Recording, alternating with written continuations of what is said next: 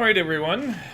We're back once again with another episode of Elite Dangerous with Commander Trium.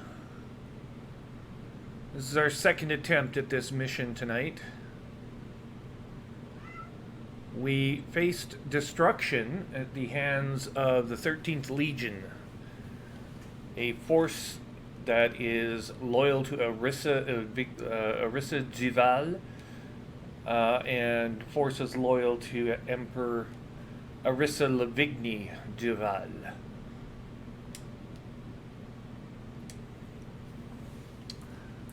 And of course, we are with the Federation, trying to counter Imperial moves to blockade us from our ultimate goal of expanding into the Danuri system this week. To that end, we are going to make a second attempt here at Watson Colony.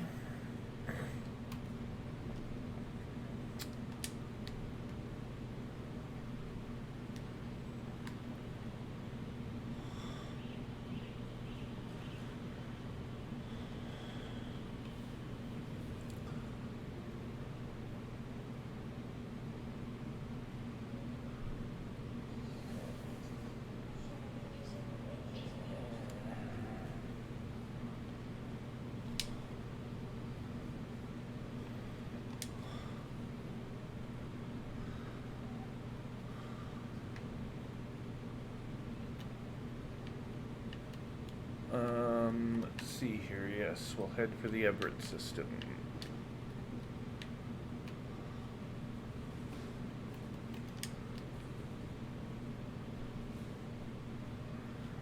Laying in a new course.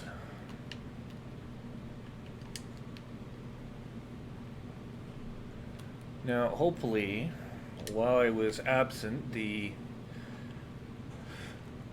13th Buttfuck Legion didn't manage to get control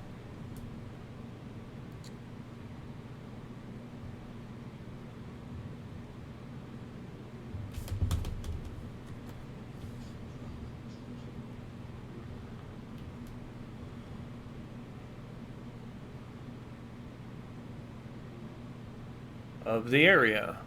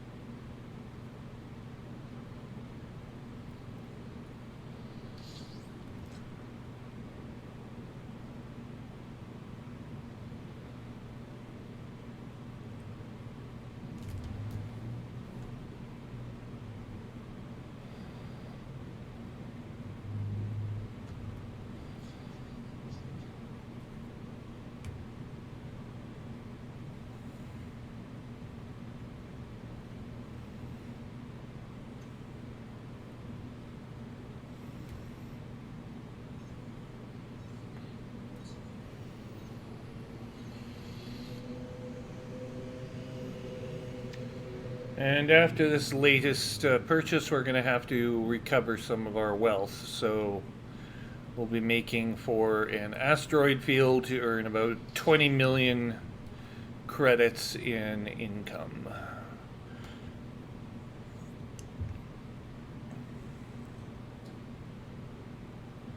Conducting warfare is expensive work.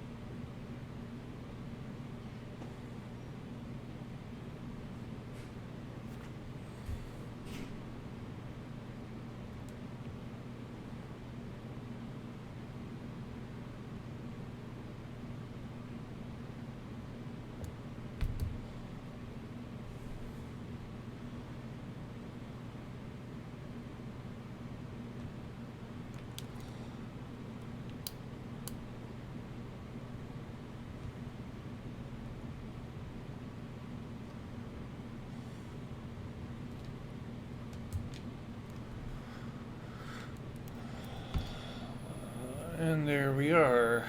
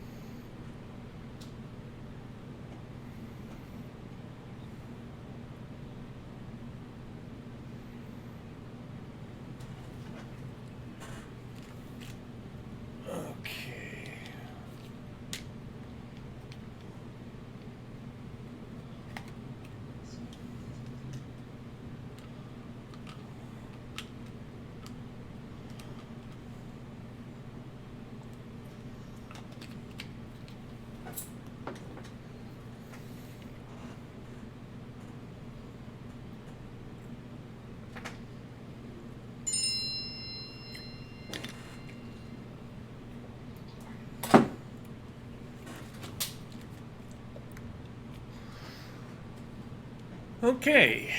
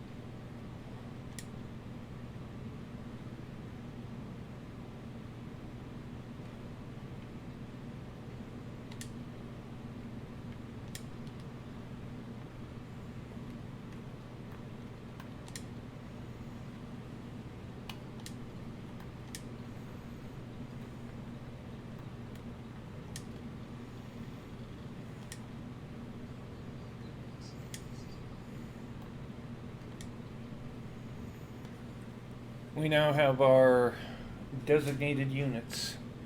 I'm just going to do a quick inspection of the target systems and their current standing and see what 13 Legion was able to achieve earlier this afternoon.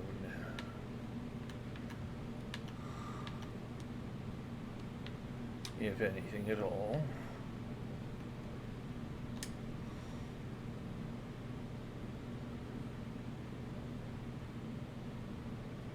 Not much. It's been pretty even, going back and forth. They did make a concerted effort, however, to try to oppose us, but they've only gained 20 percentage points on their overall progress. Both parties way over the limit. We're now cresting over 125,000 units collected. They at 120, they actually have a higher threshold they have to beat. They're going to have to spend nearly 400,000 in order to, or $500,000 to get an effective opposition together. They could dump on us right ahead of the update, but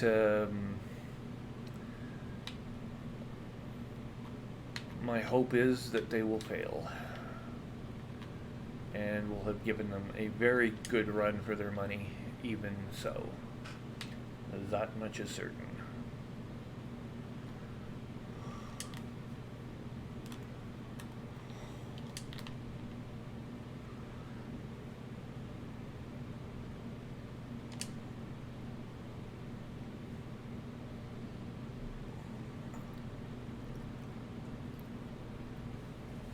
Battle strategies are ready. Combat units are ready.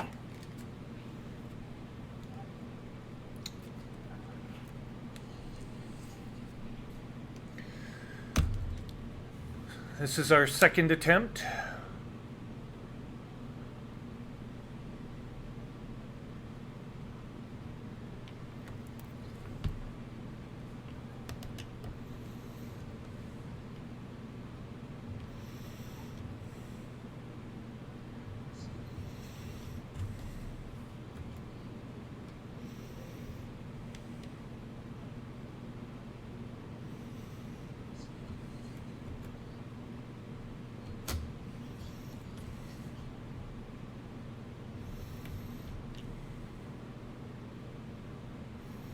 Here we go.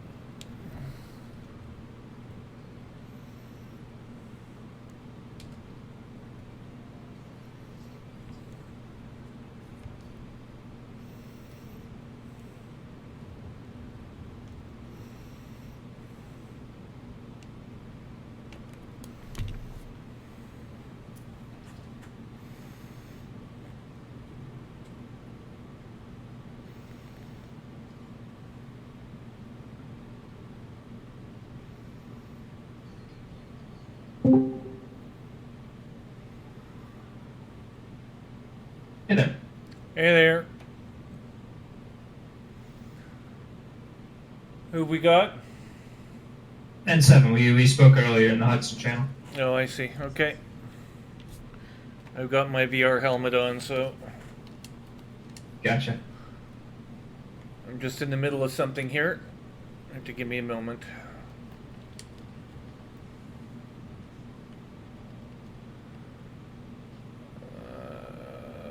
Contacts.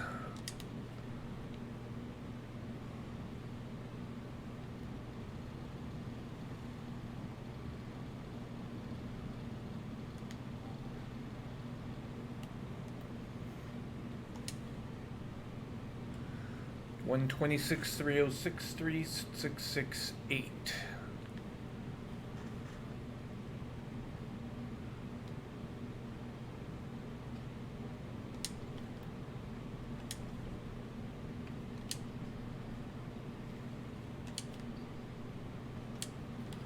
Okay, one moment. I'm just documenting some things here that I have to document. Mm-hmm. Let's see here. Winter's operations. 126.306. Hang on. Let's see.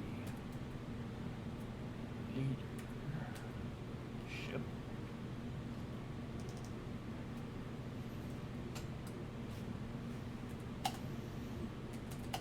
Aid plus 140.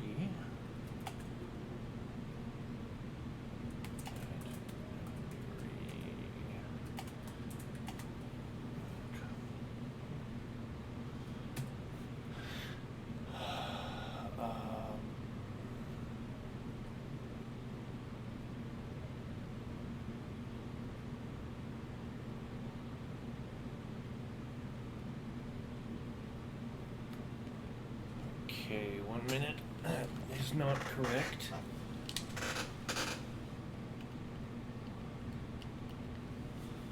Oh dear Lord.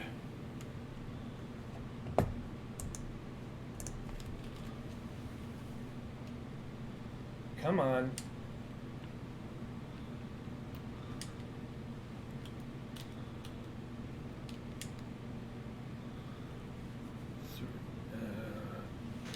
Total 3443. Okay.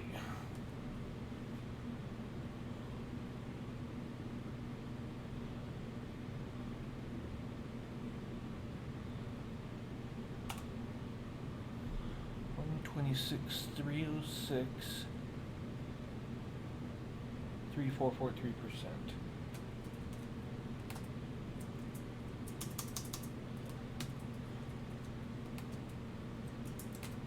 And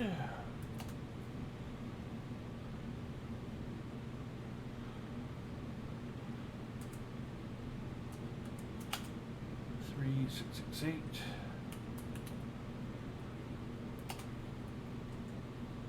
Opposed 122.10. 1.393.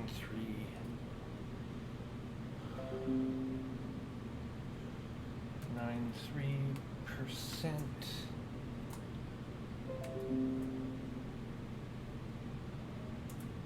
Okay. Okay, good.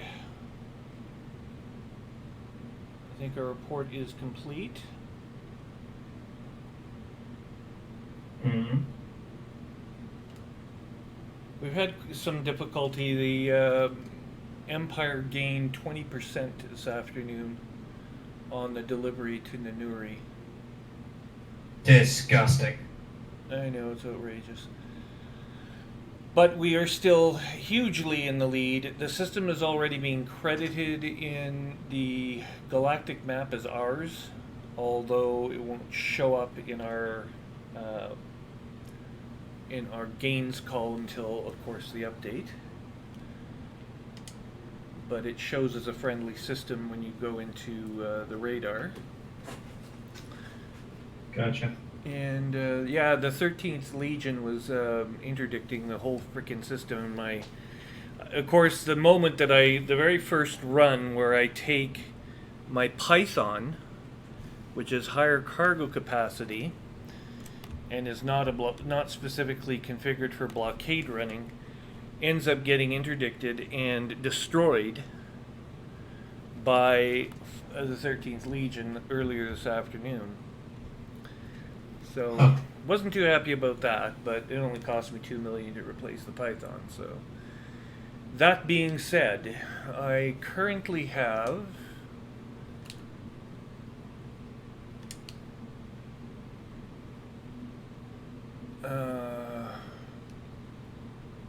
that one's almost completely worthless, and you can win bio-waste. Yay. No. Your Corvette has arrived. Yes, that's nice. Certainly.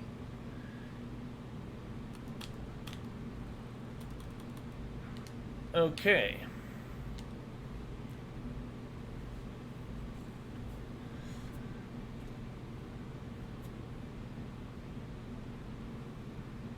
Are you in England or America? America. Okay. Indiana right now. All right then. You say right now, are you itinerant? I moved to Jacksonville in a week. Oh, that's right, yes. Of course, I was talking to you about that this morning. All tangled up in my cords here. Okay. So, I think we have to go mine some asteroids because I only have 180 million credits available, which is way too low. Hmm. I know it sounds a little ridiculous if you're a new player, but yeah, I have 180. No, I understand. But I mean, I can't replace a Corvette right now if it gets blown up, so not from scratch anyway. And arguably, I should never have to worry about that, but I like to be prepared.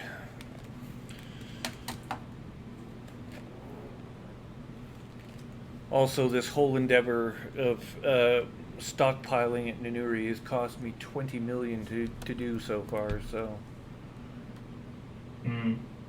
Let's see if we can find a system to go do some mining in. I like blowing shit up, so we're gonna try doing some deep core.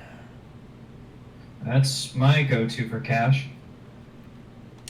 I'm in LHS 2088. There's 2 different ringed planets here. Both have good opals. Oh, really? Okay. Yeah. I can't remember where the hell it was. LHS 288? Yeah. It's not too far from Nanaman. Okay. Let's go back. Let's have a look.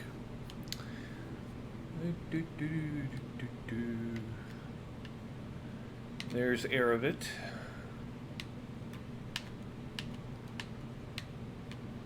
Well, we have to go back to Erebit because we need new ship. I'm not doing this in a Python. Really? I always use a Python.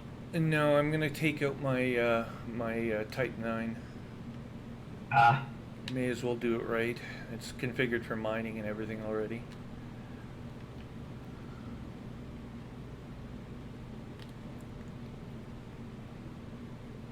Although, I'm not exactly sure where the hell that is right now. Better find that out next. Go back. Find your ships. Fleet dispersion, please. Well, we have our choices. It could be in the Toyota system. I don't think it is, but... In fact, let's go down here. Have you ever watched on Prime Video, on Amazon Prime Video, did you ever see a series called Patriot? No, I haven't. God, is it fucked up.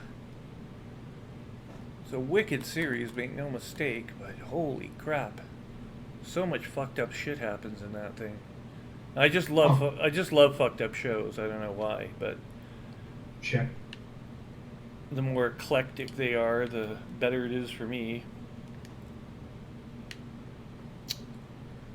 Okay, so let's go to Shinrarta and have a look there. Mr. Sheep.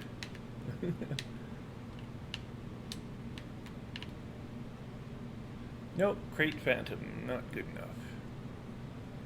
I know it's out here somewhere. The Kairos system. Yes, that's possible. If it is, I'll want to pull that guy back. And sure enough, that is, there it is in the Kairos system. Kairos itself. So where are you? You're in LHS 2888. 2088. Oh, 2088, okay. Yeah. LHS.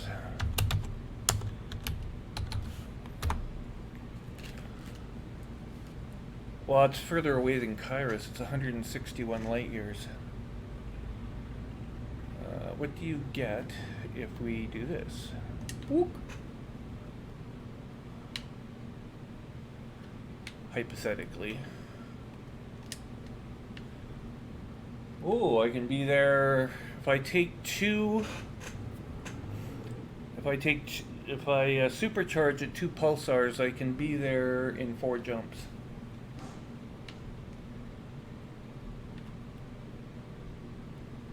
Transiting 160 light years in 4 jumps. That's not bad. Yeah. The Kairos system.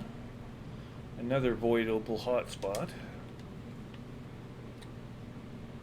1, 2, it's closer. Let's see.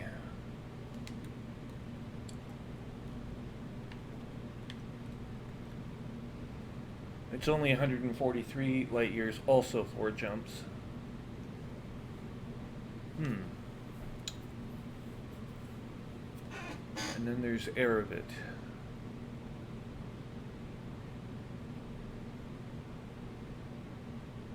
Well, I'm going to have to trade ships up a couple times if I want to do this proper.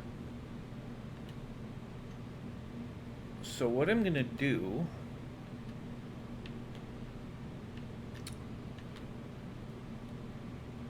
is we are first going to go to Erebit, then to Kairos, and then to LHS 2088.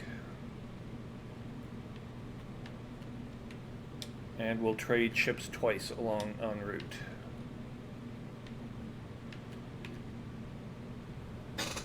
I think.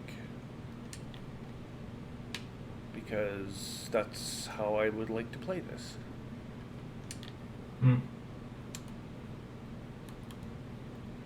Well, it has to do with leaving specific ships at specific locations for a specific purpose later. Is yet to be determined. Non-specific, specific purpose.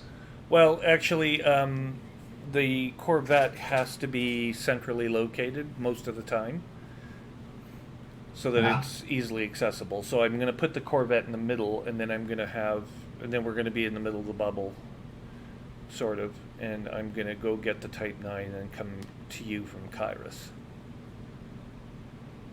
So that's sort of the purpose. But I don't know specifically what the Corvette itself will be used for in the future, but I do know what the Type 9 will be used for right now. Yeah. Does that make any sense? Sure. I don't know if it really does, but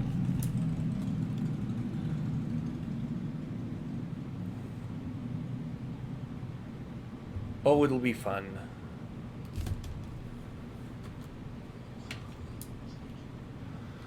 Plus, we can get the hell out of here. Oh, by the way, if we win this battle, we get control of a terrorist spaceport. Very nice. Yeah, because we all know how much Felicia Winters and her liberals like to work with terrorists.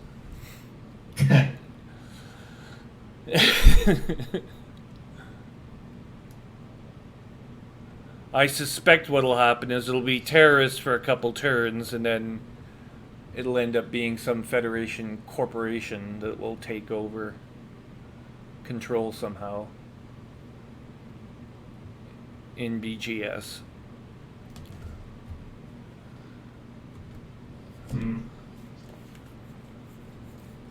Winters is very pro-corporation.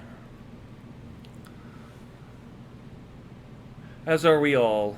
Down with socialism. Damn right. What? Nothing. Huh?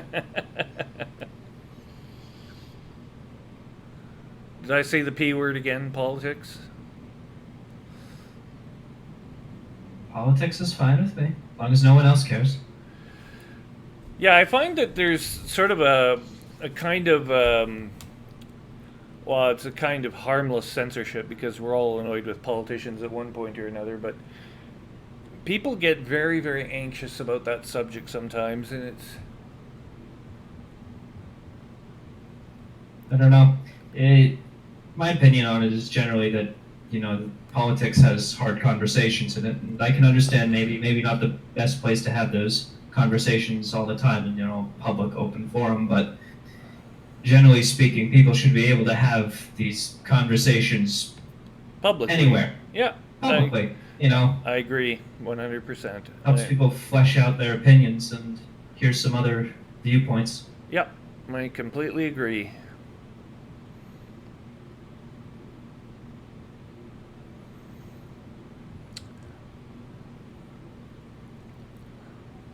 It's kind of awkward when a conversation has to end just abruptly because someone doesn't like politics, I find, and it's just a little strange. Mm-hmm. And, we're all proponents, at least most of us are proponents of free speech, right? So, yeah. I don't think these people realize that there's a kind of censorship going on when you take control of a conversation and say, well, we're not going to talk about politics now because that's subject verboten. Well, no. Yeah. You're kind of stepping on someone else's privileges or rights to talk about what they feel like talking about. So it's supposed to be a free country. Mm-hmm. Even if it is completely monitored and privacy is out the window, you're still supposed to sort of be allowed. Say whatever the hell you want. Yeah, we can hope. Yeah. At some point in our lifetime, there will be reasonable restrictions placed on government size. Yeah, I don't know how far that's going to go. They got there's so much technology development around surveillance right now. They can watch you in ways you cannot possibly imagine. Yeah, I'm familiar with a few. And like I said to some people, I just finished a stint at defense, and some of the stuff that I've been introduced to in the last 10 years has been absolutely shocking. Once it becomes public knowledge or common knowledge that the government has the power to do some of the things it does, I honestly don't know what people are going to do, how they're going to react. It'll become evident as soon as some of the technology goes commercial, which the military-industrial complex usually lets happen. Right. And it does have commercial applications, right? So businesses are clamoring to get control of one thing or another. And once you can, for example, I don't know, let's take one relevant example. You can think your cell phone number, and then that person is called. Like, think about what that means for a second. That means that the government, for X number of years ahead of time, had the ability to do X, Y, and Z. Right? Yeah. And when that enters the discourse and people realize what that means, I don't know. Yeah. No, I see your point. I think there's going to be some controversy about that and just how far, whether or not there should be regulatory restrictions on it or, warrants required or what have you. The big problem is who does the regulating, and if the answer is the government, then yeah, well, the regulations aren't going to go As Cicero said thousands of years ago, quid ipsos ipsod custodes? Who guards the guards? Yeah. And who is it that guards the guards? So, I don't know. I'm not trying to show off my Latin skill, it just happens to be a quote I memorized No, I hear you. from Latin studies. But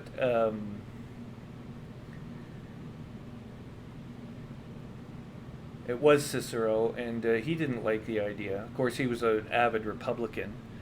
But then he was later killed because he opposed Julius Caesar, so didn't end well for him. I think the government will do what the government feels it has to do in order to protect its population.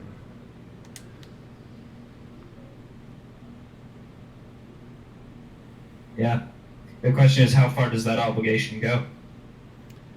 Well, it's constantly debated. People don't really know, what their government is up to. And quite frankly, I'm not sure we want to. I can understand the need for a certain level of secrecy. There are some things that you That's can't go just telling it. the general public, because then it's not just your people that know, it's everyone else in the world. Right. We have enemies. You got to be realistic about that. But Everyone in your society, assuming that they're all loyal, let's assume, just take it for granted, that every American citizen is completely loyal to the Republic. Well, that's just wonderful, but you still can't share it publicly because you still end up having, it's a free society, so America's enemies that aren't citizens and hear about it are going to use it against you. yeah, Russia recently came out with a personal cloaking device. They demonstrated it in front of journalists for cameras. It was a big, clunky apparatus that went around an infantryman. wow. There was, I believe it was a lab at MIT came up with a personal cloaking technology, but it was designed for bigger things like whole battleships. Yep. Yep. The science behind it was really simple too. It was, when you put a straw in a glass of water and Yeah. you see Yeah, kind exactly. of offset, Yeah. they found a way to exaggerate that effect, and so you could completely eclipse the object altogether. Yeah. Yeah. No, I know. But if you see Russia demonstrating a big clunky piece of equipment that's really not very battlefield ready or practical, and they already have test examples for their own soldiers, the United States, which is probably 40 or 50 years at least at any given time ahead of where Russia is technologically. Well, we have to be. That's our military doctrine, in its entire, do more with less by having better technology. So, I mean, how many years ago did that mean that the Americans could cloak battleships or cloak aircraft or cloak people? Well, we haven't needed to exercise that power yet because no one else has the technology to detect our current stealth fighter. Well, there is a distortion effect. I found out recently that cell phone cameras were also a bit of a problem for the human element. But so there are still some bugs that are being ironed out. But yeah, I mean, they're basically getting very close to battlefield ready. Mm. And then all we need is AI. We've got cloaked, invisible robots that can kill people at will, and they think too, and they learn from their mistakes. Great! Yeah. And they share it with everyone else, as if they were like telepathically connected. It just gets ridiculous. Like the more and more, you pour into it, like it's just, it's overwhelming how much technology, how much influence, and how much this is going to change the landscape of warfare. I mean, for the first practical time this past week, we had Iran and the United States facing off. Why? Allegedly, it initially looked as if the American president had to make a call. Did it justify 150 Iranian lives because the Iranians had shot down an American robot plane, a drone? Yeah. right? Well, it turns out the military said no, that didn't even enter the conversation. But I mean, someone's thinking about it somewhere, obviously.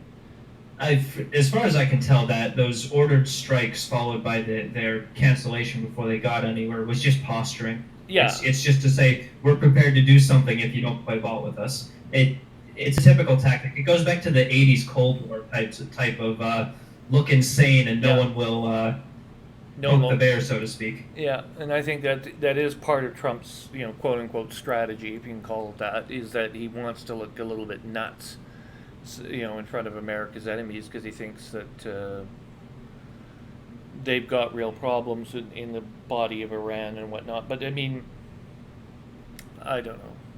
Did it ever? Yeah. I think a decision has already been made about just how much value how much military hardware America can lose before it starts taking human lives. And there is a number there somewhere. It's not 1 billion, it's probably higher, but getting there, getting awfully close. I mean, we absolutely have the capacity to do damage without taking lives. That's on the table as an option, honestly. Yeah. Our missile accuracy and technology is Second to fantastic. none. Yeah, second to none. No? Best on the planet. May it long be so. Yeah. I mean, obviously, I'm Canadian, so I tend to favor the United States because I'm in an alliance country. But I'm sure people in all the Five Eyes countries, they can snipe at the United States and complain about one moral issue or another. But in the end, we're all on the same side. Sure. And what needs to be done will be done. It's just as simple as that. Yeah, absolutely.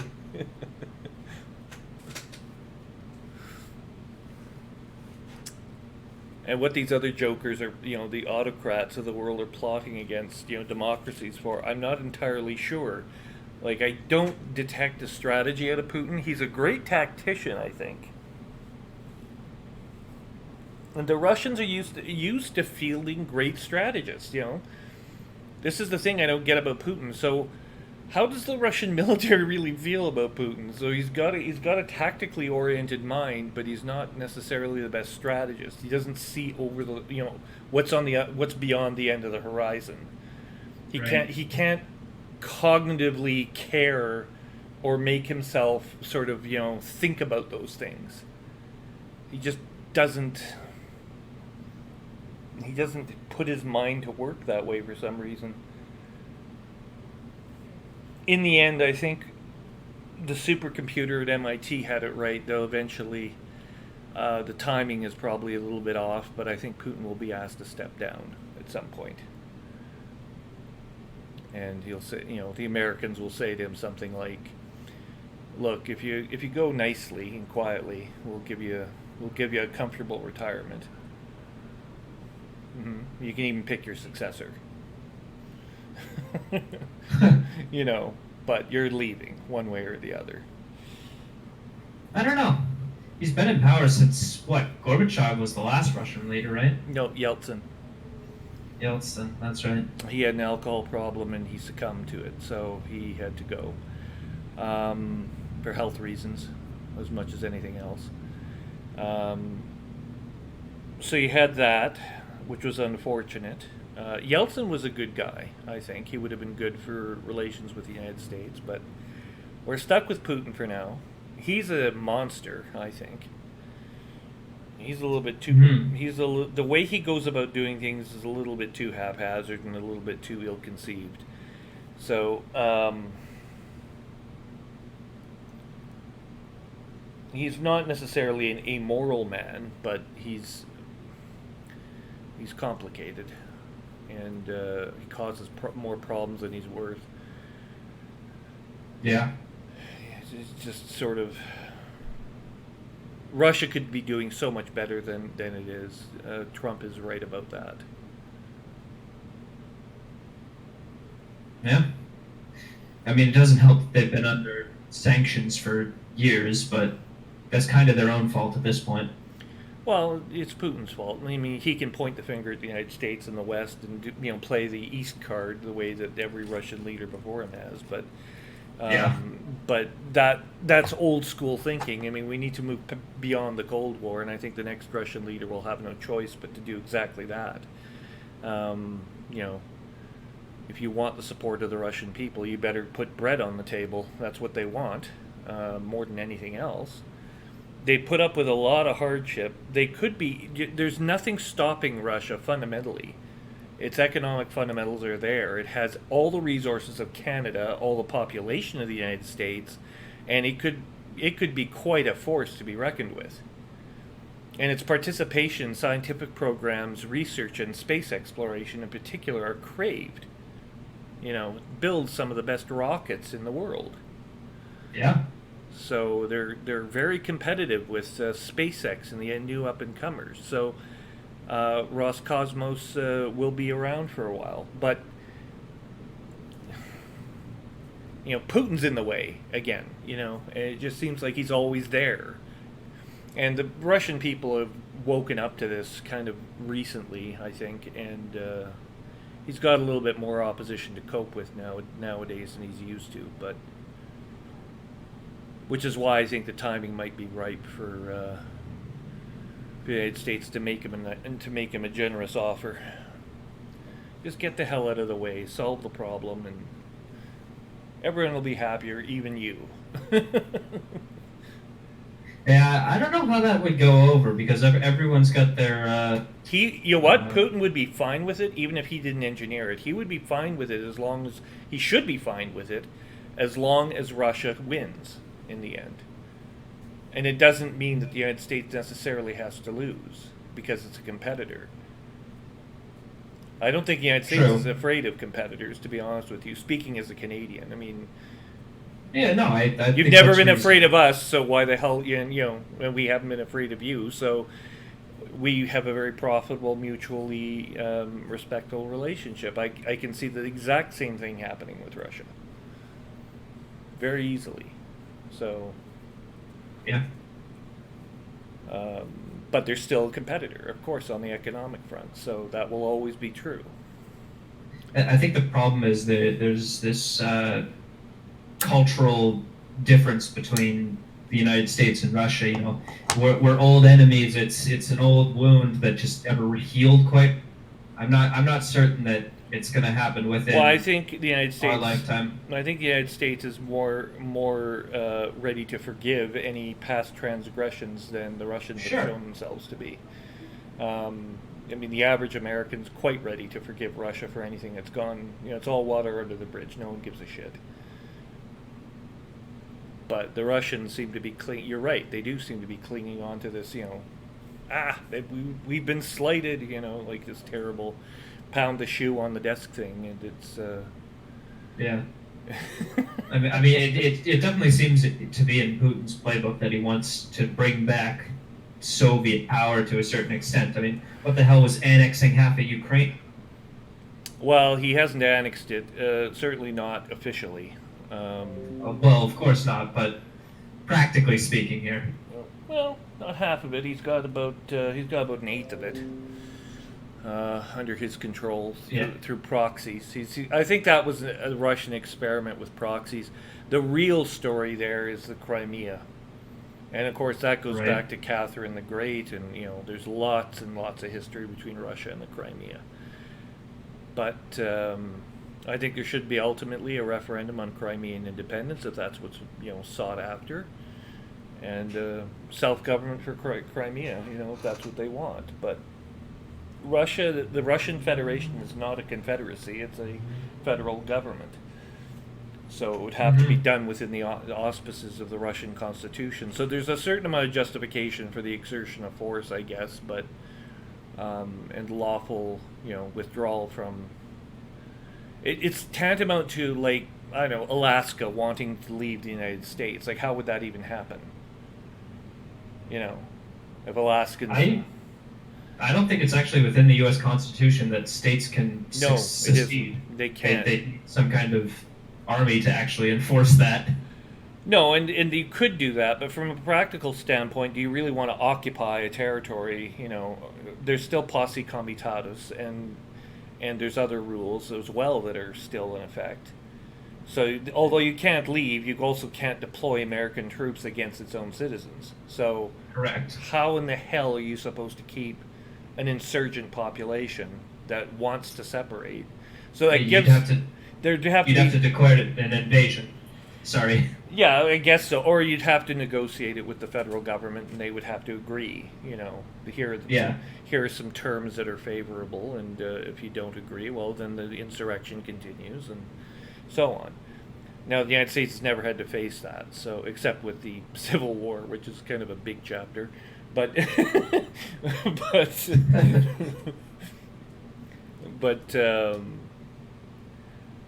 but that was over a whole other matter, and it would have meant that the ending of the United States. By the way, a little bit of ancient history for you.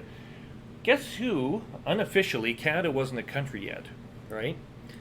During the American Civil War, but guess who unofficially supported the Confederacy? Very quietly. Was it the British? It was Canada, the Upper Canada Loyalists, Huh. the people who ended up founding the nation state of Canada. The reason was because we saw with Manifest Destiny a threat from the United States at the time, and it was thought that, well, divide and conquer, right? So our Sure. accessibility to the West is less threatened if we have two Americas pushing westward, with a third force in the north, Canada, moving west as well. But our last spike was driven in, I think, nearly 20 years after the American one. So, we had more development to go through. Hmm. But interesting bit of history that I had picked up through my Canadian history studies many, many millions of years ago. Are you at all familiar with War Plan Red and the story behind that? No, which one was this? This is after World War One, before World War Two. Um, Both Britain and the United States, entirely coincidentally at the time, drew up plans for war with each other in the event that something went wrong with their relationship. Okay. And Britain's plan was called War Plan Red.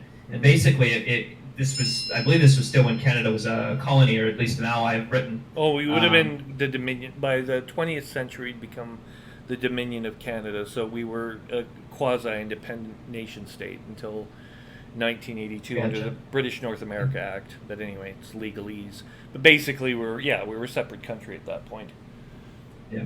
It was presumed that Canada would ally with Britain, Yeah, it would have. and the plan was to have Canadian forces push as far south into America as they could, breaking whatever train lines and other infrastructure they could get their hands on, Yeah. to try and slow the United States down, while Britain could get its navy in position.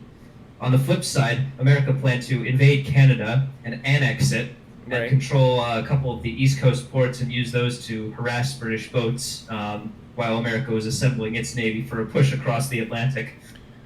Yeah, and that would have gone. Yeah. I think that would have gone better, actually. Thinking back on it, that plan would have gone better than the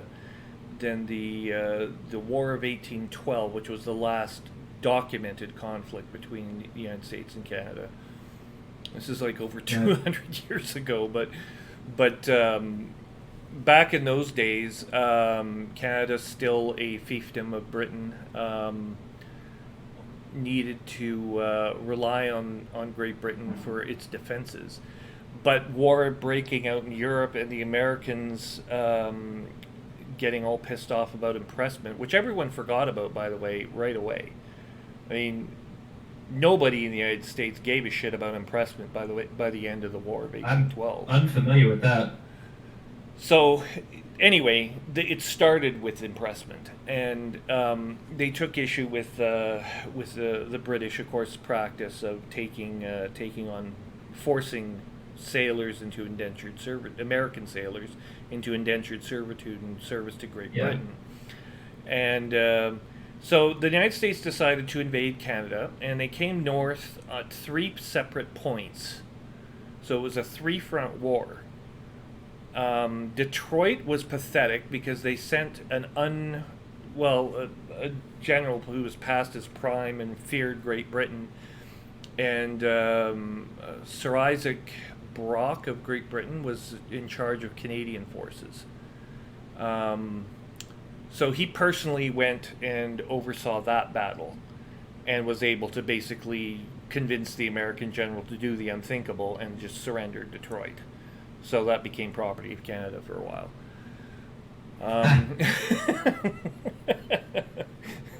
And that was the end of that. So that was number one. The second one was an American fast-paced attack across Lake Ontario. And the plot there was to take out the center of trade, commerce, and government in Toronto for Upper Canada. And that didn't work out because the Tecumseh had used the Aboriginals to oppose the untested American militias with guerrilla tactics, and they just had no idea how to deal with it, and they couldn't adapt, and so they were defeated. And then the third one, and the Third American Army went north into Montreal, into Lower Canada, to try to take that out. That didn't work out very well either, because the American Army, under its general, whose name escapes me at the moment, ended up getting lost in the forest.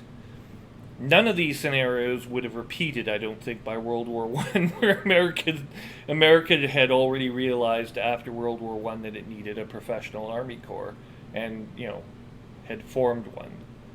Right. So there was a battle-tested military ready to serve, from that war on, basically. But of course, all this changed after World War II anyway, because nobody wanted to attack the other guy, and in World War II, it was like the democracies had to band together to oppose Hitler and destroy him. So that's what we did. Yeah. And of course, then there was the whole nuclear thing with Japan, but I don't even think nuclear weapons are like a lot. There's a couple people on the recent TED Talks on YouTube that have cited, nuclear weapons are still a threat. Well, they kind of are. They're awkward to maintain, and they're full of radiation and all sorts of nasty crap. They need to be retired. But there's far more devastating weapons that don't emit radiation now available than the hydrogen bomb. You heard of rods from God? Is that a railgun? It's a telephone pole made of tungsten, basically. You fire it out of Earth orbit down on the planet. It has the impact density of a very, very finely grained meteorite with extinction level event characteristics. Does as much damage as a nuclear weapon in every respect. Will hit the ground, will create a vast crater, but none of the radiation. So you can send your armed forces in right afterwards to mop up and take control. So it's preferred as a solution to nuclear weapons. How many of these are floating around out there? No one's really sure. But, taking a rod of tungsten and putting it in Earth orbit is technically not illegal. It falls into a gray area. If the intent is to drop it from orbit, then It's I weaponized. believe that would be covered under weapons. So that there shouldn't be any up there, legally speaking. You'd think not, but technically... Not going to stop any countries, though. I don't know who's checking to make sure. There's a question of enforcement, and there's also a question of intent. Like, if I put a rod of tungsten up there, that's my business, and stay the hell out of it. Like, what business is it of yours, Country X, if I put rods made of tungsten in Earth orbit? They're just tungsten. They don't have any. They're not missiles. They don't have any guidance. At least nothing on board. I believe that if you're going to drop it from orbit, I think that's covered under Oh, the definitely. UN's treaty on weapons. Yes, and at that point you have violated the Space Armistice Treaty. But as soon as but then the war's already started. If presumably if that's happening, so you know, these are not the kind of things you would release if you weren't sure that there was a war on that was threatening the survival of your nation state. So yes, it's not like you can use them as a preemptive strike though, because if you're wrong, there's no stopping them. Nope. No, and once they're fired, that's it. It's fire and forget. Well, except you won't forget. Not if one gets dropped on you, anyway. There's those. There's particle beam weapons, of course, that are vastly more sophisticated, but again, have multiple applications. They could be for homeworld defense. The question of homeworld defense is sort of another gray area, right? Who is responsible, if anyone, for preventing attacks from neighboring species, from if they pose a threat at all? I have seen footage recently of railgun technology being used against apparent UFOs. What are apparently UFOs? Yeah, that's another thing that's just kind of come out of nowhere. All these UFO sightings, the Navy admitting to, Yep. Tracking a bunch of UFOs over the years, even though they've been dismissing claims of UFOs constantly. Yeah, well, I mean, people used to say that if you go on Google Trends and you go on Google Trends and do a search against the phrase "hearing voices." Why is it since 2008 there's been a sharp increase in the number of people hearing voices in their head? More people learned how to use Google? Since 2008? Maybe. Maybe not. I don't know. But like I said, it was a fairly noticeable increase. It's almost double. Sure. It's almost double at this point what it was originally, and before 2008. I mean, Google statistics go back to 2004. Wow. So there's almost nothing, prior to 2008, and then suddenly, bink, there's a big spike. And then after 2008, there's a steady but continual increase. And if you look at the countries where it is most prevalent, why is it only in Five Eyes countries? In what? Five Eyes: Australia, New Zealand, England, Canada, and the United States. We're in an intelligence agreement. Probably because they're English-speaking countries that use Google the most. No, that isn't true. China's got their own search engine that Google's trying to elbow at, but Yeah, they've got their own stuff for that. I know, but I mean, if we took China out completely, and we can, without affecting these statistics, take China out, that still doesn't explain French, Western European, Italian, search criteria. That's fair. So I'm still not convinced. Like, my understanding of how Google handles data and how it has interpreted this, and English isn't exactly isolated to the United States. True. True, there's countries that use other languages. That's all well and good, but English is the language of trade for the whole planet. So it's used in places like India very vividly. That's one thing we can thank the Brits for. Well, I mean, makes sense. It's not the first language of trade we've had. We had ancient Greek, Latin, Phoenician. There's Dutch. There have been other versions there have been other trade languages that have been very popular in the past. English is just the latest.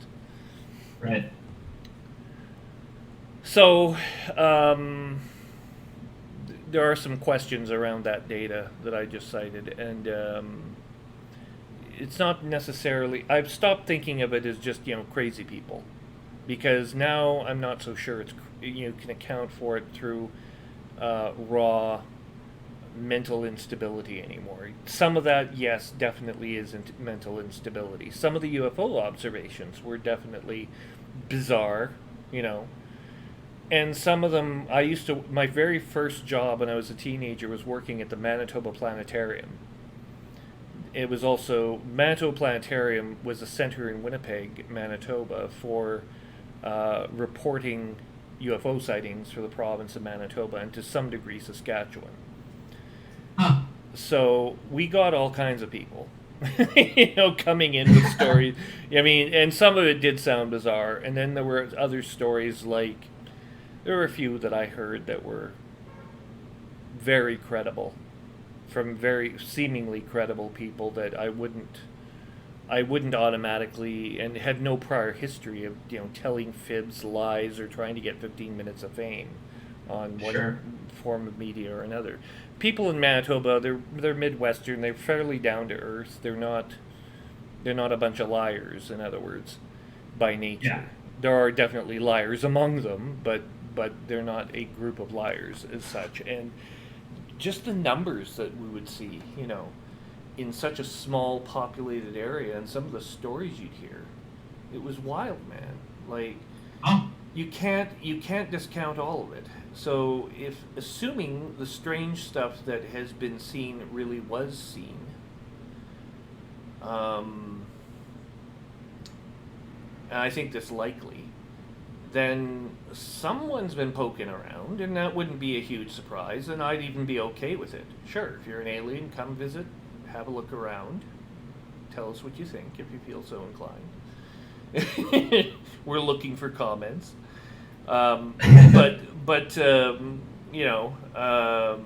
I think it's gone further than that. I think it's likely the U.S. government primarily, if not others, have been involved in a deliberate effort to cover up some of what's been going on, at least. And they've done so because they don't want everyone thinking that they're not in control. There's something about governance which threatens the established order, or threatens the established order, if people start realizing that, gee, there might be another civilization X out there that is more powerful than anything we could muster. And then there's also the scenario where you've heard of stories maybe where an agreement between the government of the United States and a non-terrestrial entity broke down, where it failed. In which case, the American government might be inclined to take a few pot shots. Get lost, get out of here, you're not welcome. And where and where a railgun might have been used, quite legitimately. It didn't look as if the railgun, the videotape I saw, all I heard was a voice in the background saying, where do you think they're from? And another voice saying, well, I heard they were from 40 light years away.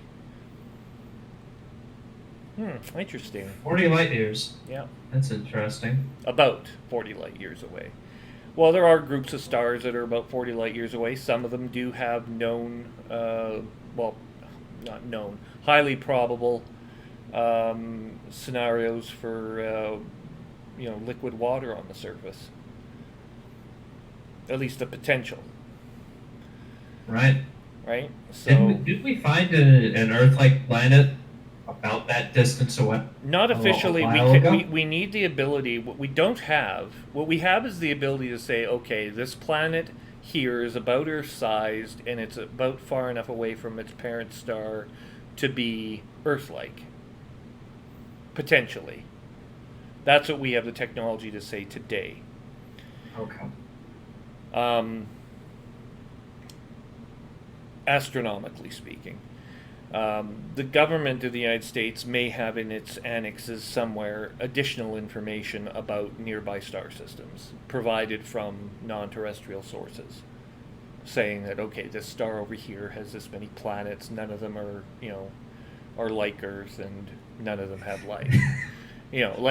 Stuff like that. That's crazy shit, man. You think that's crazy? Come on. All it requires fundamentally is the ability to ability to relate language between different humanoid-like species. And for those that don't believe humanoids are likely in the galaxy elsewhere other than Earth, I might point out that what if nature created humanity as a land-based mammal-like creature because it's the most efficient way to get a tool-using entity on land in an atmosphere? Yeah, sure. Right? We've seen similar things here on Earth. There were about it's called convergent evolution. Yeah. right. There were 5 species originally, 5 hominid species that had the potential to arrive where humanity did. Homo sapiens won, but for a variety of reasons I won't go into. But there was also Australopithecine, Neanderthals. There were several to choose from. And why is it so strange now that there were 5 here, all derived, granted, from genetic data assimilated from phylum Chordata? But we know that stars exchange material. We know that happens. Why? Because we have Oumuamua, the asteroid that was first observed from the Hawaiian Observatory, Big Keck, atop that mountain range in Hawaii. And they tracked this thing from another, it came from outside the solar system, passed through ours.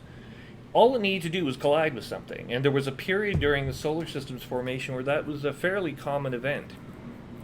So stars are trading, amino acid chains amongst one another in this fashion. It wouldn't be a huge surprise to find out that, there are some traits shared, geographically between a group of stars and another group of stars in the same galaxy, at least.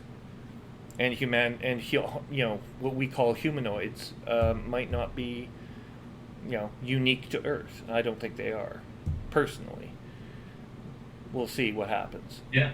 But I suspect that there have been observations made about and I'm not talking about the minutia, like how many digits are at the end of each terminus. I understand that human beings have 5 fingers, 5 toes. You could have species with different numbers, 4, 3, 6. That's kind of a variable question.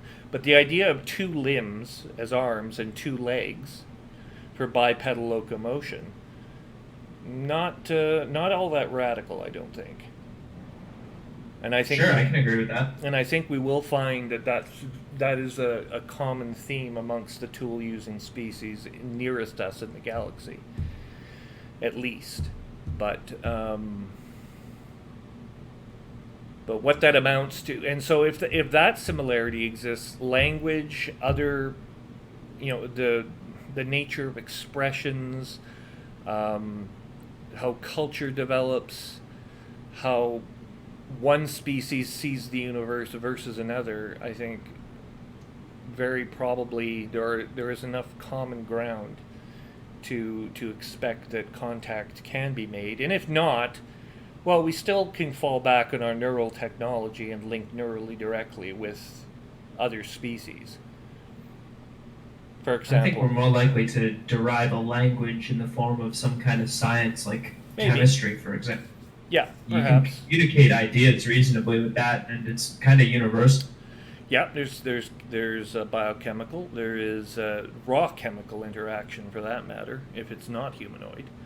What if you have a cloud of gas in a gas giant, that happens to be electrostatically forming a neural net of its own, and therefore has intelligence, self-awareness. Oh no, not the sentient nebulas. Don't get me started on that.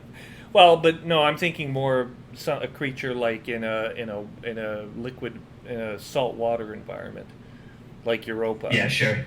A dolphin, bottlenose dolphins on Earth. I think that research is very important because I think it has applications elsewhere in the universe, and I think that we should be trying to learn exactly how dolphins communicate with each other, how we can communicate with them, so that we can communicate with non-humanoid species that are waterborne in the years ahead. Speaking of which, in Elite, latest gossip, and I don't know how credible this is, Maury Starboat from earlier versions of Elite. And I don't know how far back you go into the Elite legacy, but there was a craft called the Maury Starboat. It was supposed to be a craft that could come down from space and land in water. And go submersible. I didn't experiment with this feature. I don't remember ever having the ability to go below the surface of a planet's ocean. You could, I know, fly into atmospheric planet scenarios in Elite First Encounters. And they're probably supporting it if the leaks from Frontier can be believed for 2020. They've already got the basis for both space legs and atmospheric planets worked out. And they're now... Yeah, that's what I've heard. They're working I'm on... excited for that. Yeah, so it looks like we're going to get both features, and it's just a question of implementation, details, and timelines. I've heard some mention that we're going to get some like first-person shooter mechanics and like fight Thargoid ground troop. Yeah. I'm all game for that. Let me tell. Yeah, that'll be exciting. That really will be exciting. I got excited. Christ, I was playing Star Wars Vader Immortal, Chapter 1. This weekend for the first time. It was released for the Oculus One, originally released only for the Quest 2 version of the Oculus, but now everyone who has an Oculus can play Vader Immortal. And let me tell you, being in the movie, landing on Mustafar amongst stormtroopers at an Imperial base, there is nothing quite like that for someone who's been watching Star Wars as long as me. That was really... I mean, I played lightsaber games before, so I knew how to sword fight, and, I've also studied fencing in my distant past. So I did okay, Vader was at the end of the game suitably impressed with my fencing skills and said, yes, you can handle a lightsaber, and blah, blah, blah, blah, blah. Congratulations. Now wait for Chapter 2. So this was more of a promotional thing from Disney, probably, but man, I mean, the droid relationship, the game was just so real, and if Elite can bring any of that, any semblance of that, through fighting Thargoid ground troops in an ammonia atmosphere on an ammonia planet somewhere, similar to Titan, let's say. Mm-hmm. Wow, that'll be exciting.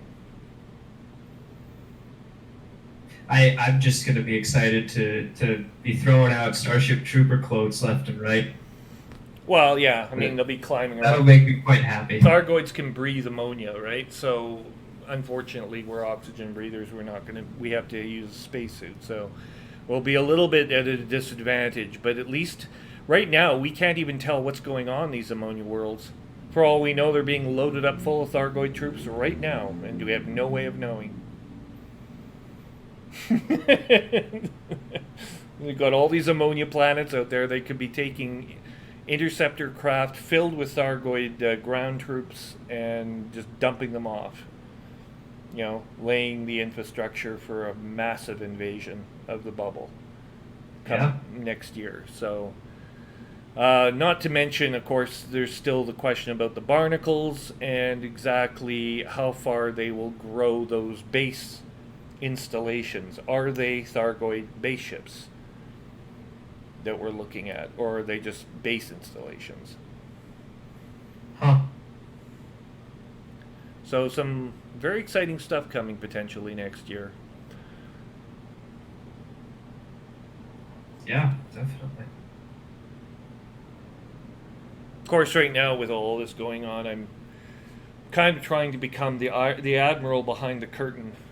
I want to keep eventually I want to drop Commander Trium as my moniker, and secretly hide behind things and know where Raxla is and what's going on in the galaxy without actually having to do anything, and just sit back, kind of enter the game and and look around and fly like an innocent looking ship, maybe a beluga or something, and shuttle around from place to place to find out what's going on. Talk to my talk to my resources and then support those causes that I think are the most valuable to humanity overall. Yeah.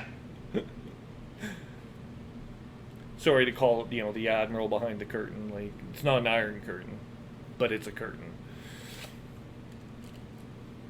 Mm.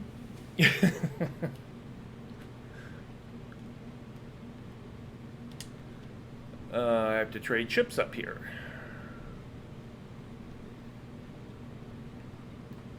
Going to shipyard now.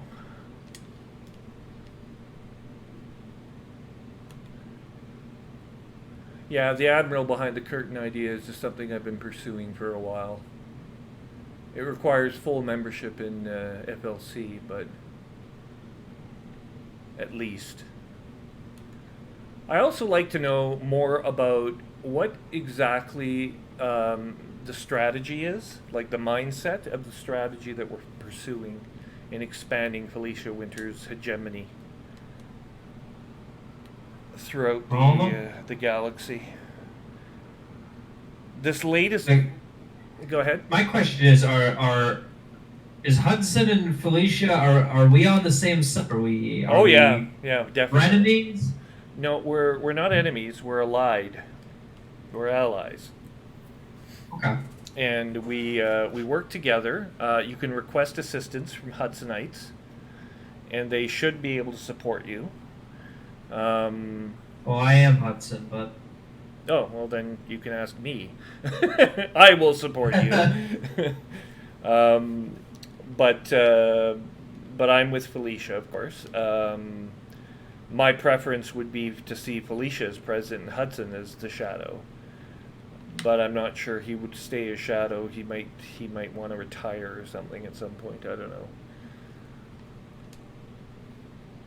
We'll have to see. They haven't made any changes to power play yet, and it's not clear what power play will do in the next iteration. But I'm engaged right now with the intrigue behind a lot of what I've heard is going on. Especially this weekend, there was just a lot of information came my way about bottlenecks at certain points in the galaxies, groups of planets that seemed isolated, open clusters, things of this nature. And I want to know more about, okay, well, why would the group of stars over here only have one entry point? Was there a civilization there? Was something else going on? So a few mysteries. Of course, there's still racks behind everything, and how did the Thargoids get into our galaxy, etc. All these questions. And right now I'm participating in the Winters group to find out some of this stuff and to try to, politically speaking, I like Winters' philosophy, so tend to be a bit of a liberal at heart, I guess. So I don't know. I'm more of a Hudson philosophy. I hate communism wherever I find it. Well, Winters is pro-capitalist, of course. Of course. So I mean, she has more of a liberal philosophy, yes, but she's not anti-corporation at all. She's leveraging corporations and wealth building as a means to an end, and I think that's the right approach. Absolutely. Yeah. So I'm all in favor of that.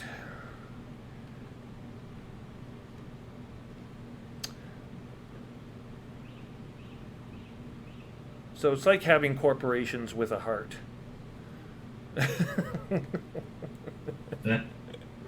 A heart and a smile. And we want everyone to love the Federation. I mean, why would anyone want to leave the Federation, for God's sake? Nobody leaves the Federation. Not willingly. You guys have as much trouble with the Groms as we do? No, you guys are the principal enemies of the Groms, but we don't like them. But there's not. We just don't have a lot of contact with them. Our problem cases are mostly dealing with the Imperials and their efforts to stomp Felicia right out of existence. I think the Imperials avoid you guys because they know they can't get rid of you. Earth is too important, too profitable, and there's too much money in Earth to stop it. So they just don't bother trying.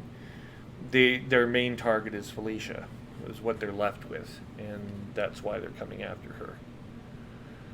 So Grom is your headache, and the Imperials, to a greater degree, are ours. Especially this upstart Orisa, who pretends to be a Democrat at heart, but really isn't. Why the hell did that not work? That works. Okay, something's wrong with my interface now. And I don't know why.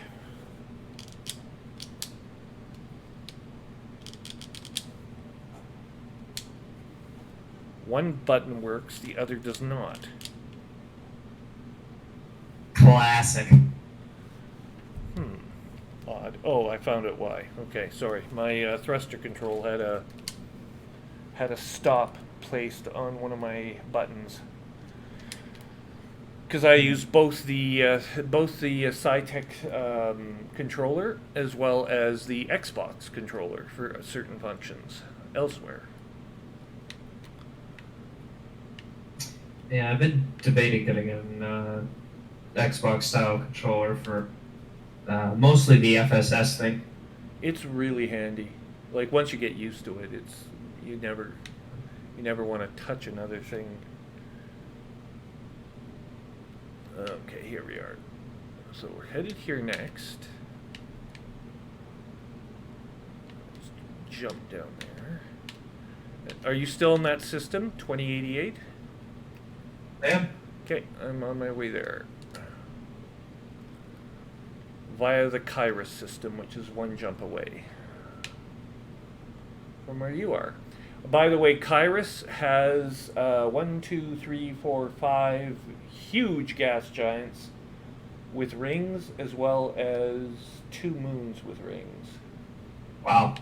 So they're all, it's loaded full of void opals. Just FYI, good source of void opals. You can add to your list. Alrighty. Well, what I like about this system is the ringed, orbiting the ringed planet is a station that good for selling low temperature diamonds. You got to go a few jumps for selling Void opals, yeah. void opals, but yeah, every now and then you find some.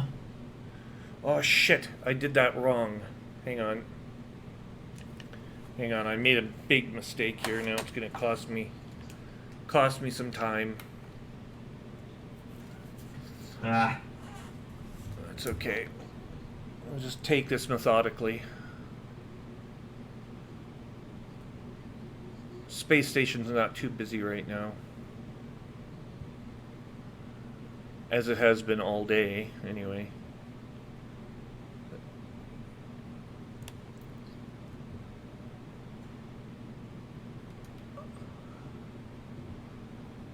Come on, get your ass through the door.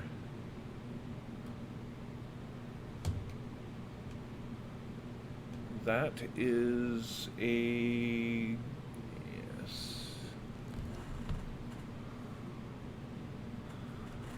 Okay.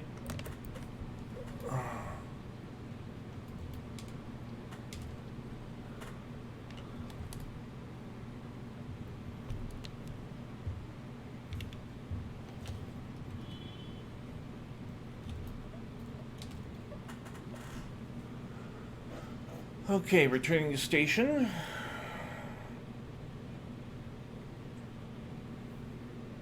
Pad that I'm getting is closer. Oh, here's a commander in a Corvette.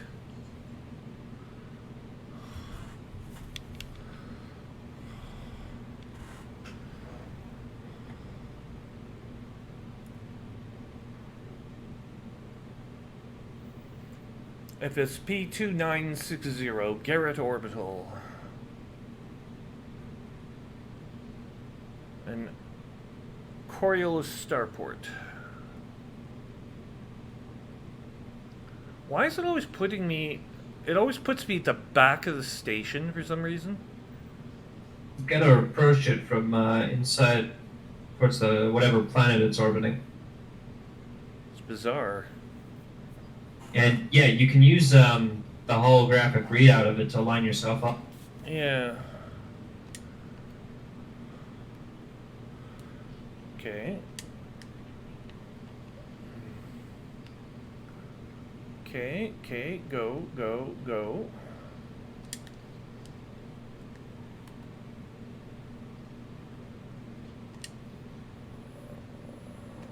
Use the ship. And we have changed up. I just have to crew the ship, recall the crew, and we'll be ready to move.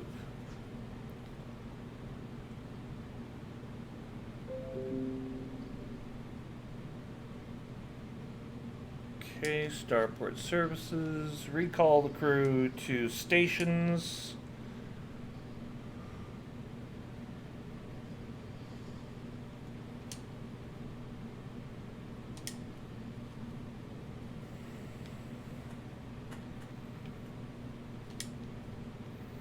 We'll take our attractive female co-pilot,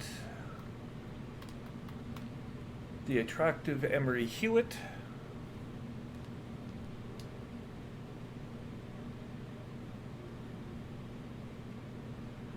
At least I think it's a female.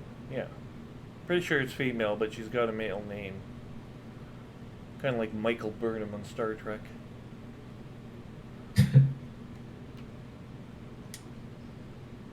Because now women aren't women anymore, now they're men. Anyway. What? Well, just a trend like, oh, we're going to start naming women with male names. Like, okay, why? Sorry, is that a thing in Canada? No, it's a thing in Star Trek for some reason. And we don't say Empress anymore, we say Emperor, even if it's a female emperor. And we don't say... That's ridiculous. Yeah, I know, like... What? Hang on, is this being established in Discovery? Yeah.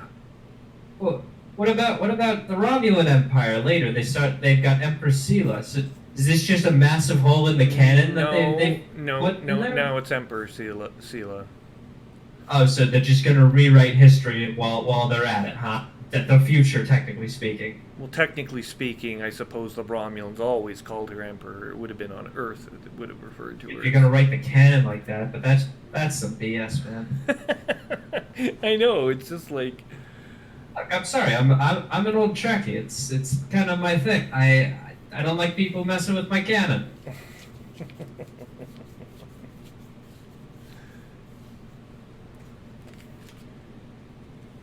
Yeah, there's certain things about our culture that, yes, I believe in equality, but why women would want to call themselves emperor over empress, I don't know.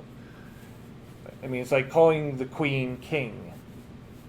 So, or well, I guess you could call her sovereign or something, neutral. But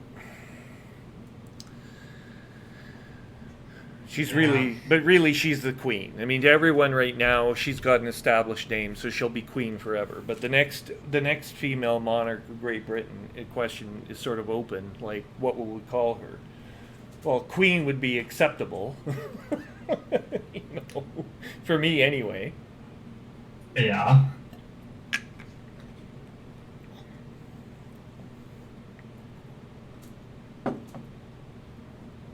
Forsyth. Hang on, I got a message Forsyth here. At Forsyth.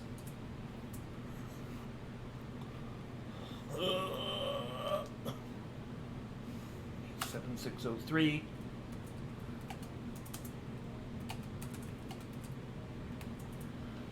Transmitted. Okay. Next. Okay, auto launch. Laying a course.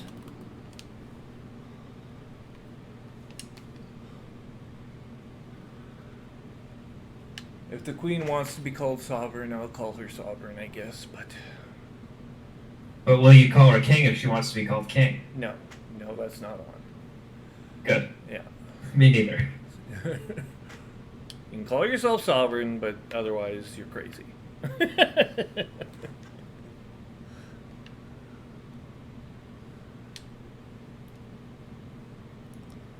I think the Brits have sort of unofficially said sovereign is where they're probably headed next.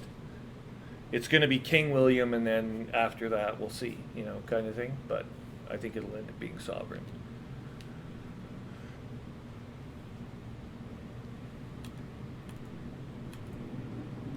I don't know. We'll see how long that lasts. Yeah, I mean, William will probably outlive me, so it won't matter.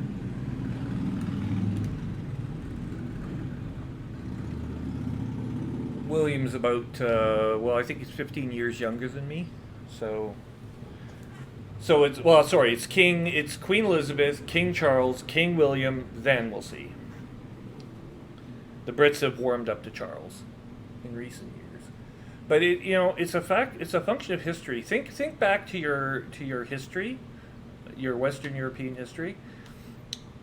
And then and think of all the sovereigns named Charles in any kingdom, any monarchy. Did things go well during a reign of Charles at any point? I see your point. Charles is kind of an unfortunate name for a sovereign, I think. And when things kind of started to go sideways with Camilla, I was like, okay, well, this writing's on the wall here. But no, the Brits have warmed up to Charles quite a bit in recent years. They respect him a lot more now with Camilla than they did originally.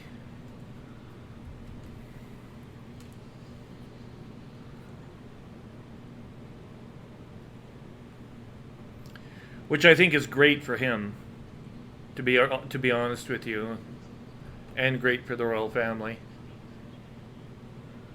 Mm.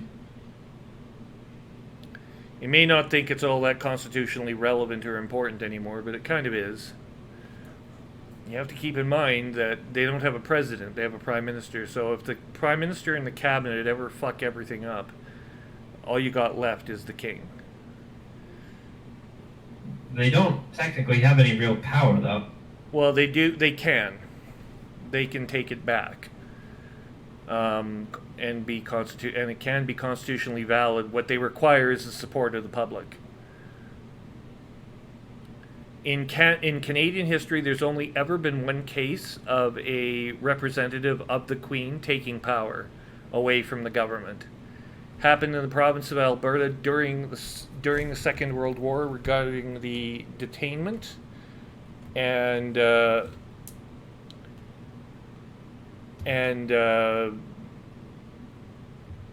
displacement of Japanese Canadians.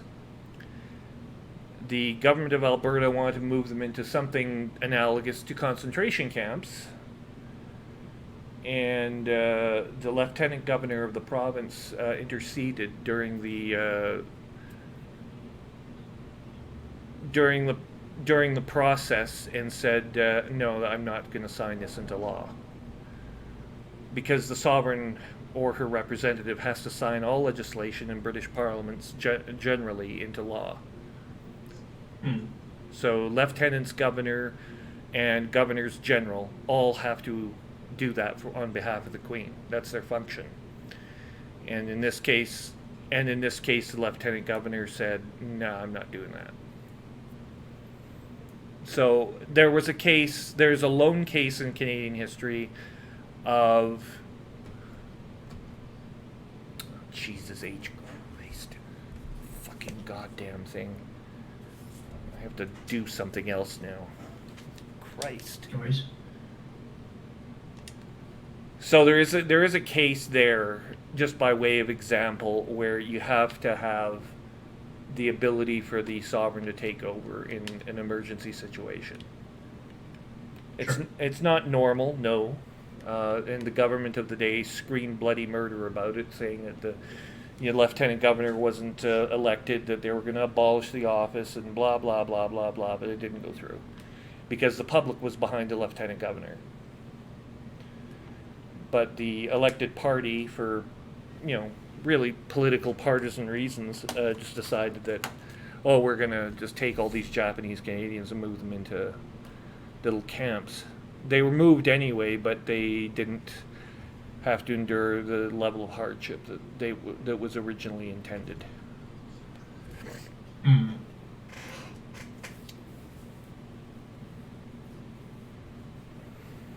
And which would have left a huge black mark in Canadian history, even larger than the one that's there.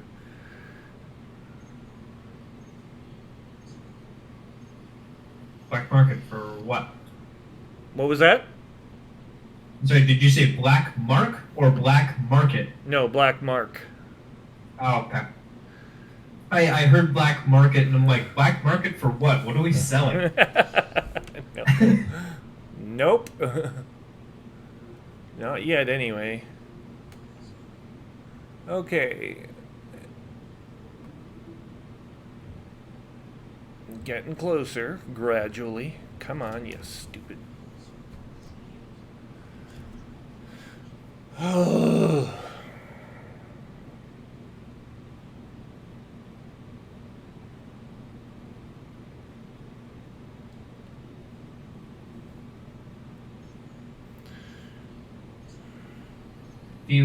you seen a YouTube channel called The Pilot? What's that? Have you seen a YouTube channel called The Pilot? No. What's on there? He's an Elite Dangerous YouTuber. He's just getting started. He's like under 2,000 subscribers but his videos are just incredibly high production value. Oh, really? His current series that he's doing is kind of like Top Gear style reviews of starships. It's really good. I've enjoyed every single one of them. I'll have to take a look for that. I run my own channel filled with streams. We're on stream right now, by the way. I should have mentioned that earlier. I keep forgetting. Oh, well, that's news to me. Thanks. If you want, I'll delete it. But ordinarily... No, please. I'm fine. Okay. Ordinarily, I do stream in order to get try to boost subscribership, following, whatever. And also, but the primary purpose of me streaming to YouTube was to build legacy. Just to have a record of like where I'd been, what I'd done in the game. Sure. Nothing beats video. And my hope was that YouTube would have come up with better search tools than it currently has to find things out, natural language searches and so forth, which hasn't manifested. So. Out of curiosity, how many people are watching? I have about 20 subscribers. Why they're subscribing to these videos, I don't know. I get about an average 7 or 8 views on the average video per week. So some of them have been seen many hundreds of times, others not so much. What'd you say the channel name was? Just Commander Trium. It's called, the full title is Commander Trium's Video Flight Log, but it's just under Commander Trium on YouTube.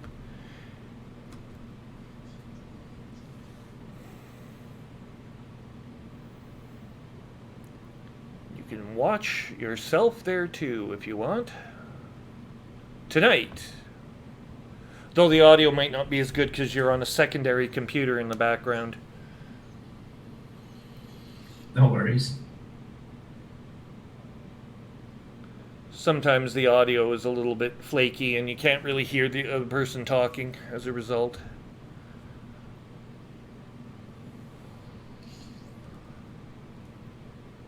Here we go.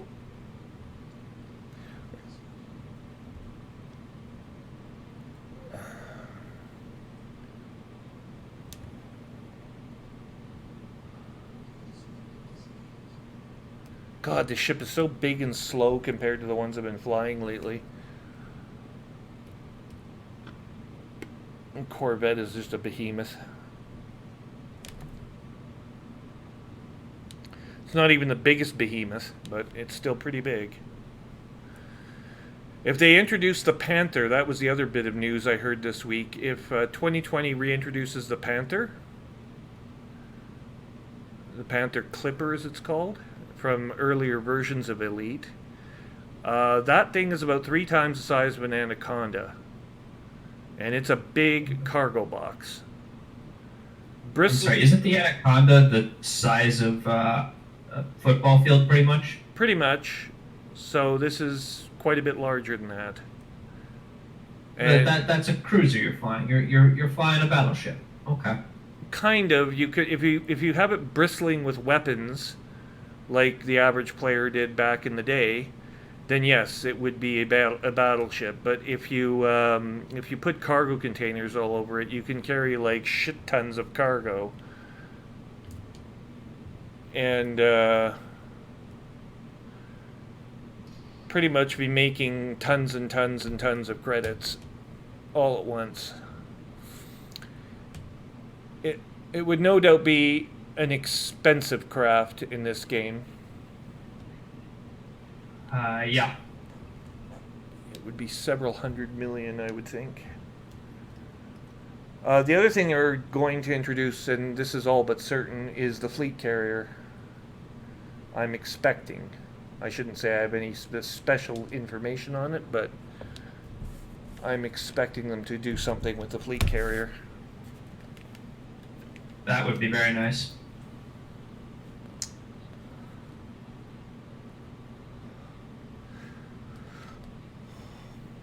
But they have a lot of changes already bundled into this one. It's going to be quite an update when it comes next year.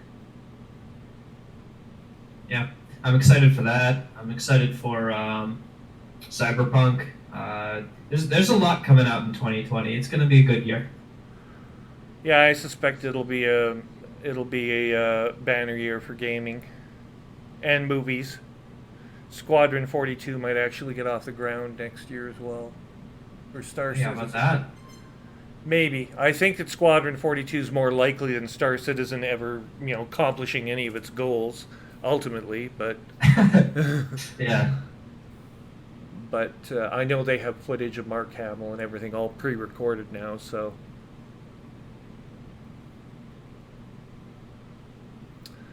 they can take his likeness and do whatever the hell they want with it. He's personal friends with this Chris Roberts guy who runs Roberts Space Industries, the owners of Star Citizen. Huh. So because they know each other from their wing commander history, they've worked together before. I think Roberts probably has more experience, more relevant experience as a director. Mark Hamill certainly has experiences as an actor in science fiction. So I think there's better likelihood of completion than inventing new technologies. It's a completely different thing altogether. Mm. And Chris Roberts tends to micromanage according to Forbes magazine, so you don't get very far micromanaging software development projects. That I can tell you. Yeah. From personal experience. Okay. We don't want to do that. We want this one. There we are.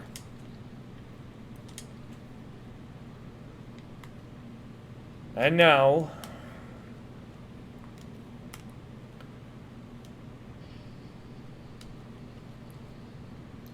fleet redeployment has been completed. We're now preparing for auto launch.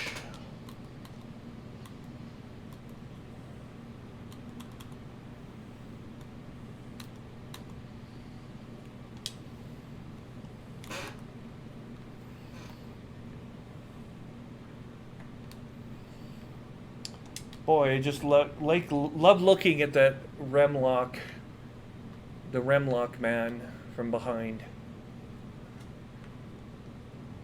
All clad in leather. How exciting.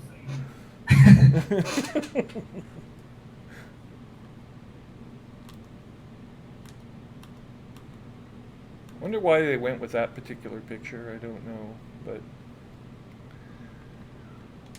but they did.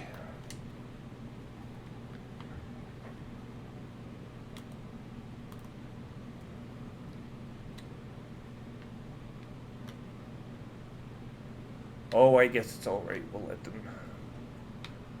them get away with it. Now, where are we going? Svaratia? No. LHS 2088. Okay. Set course. LHS 2088.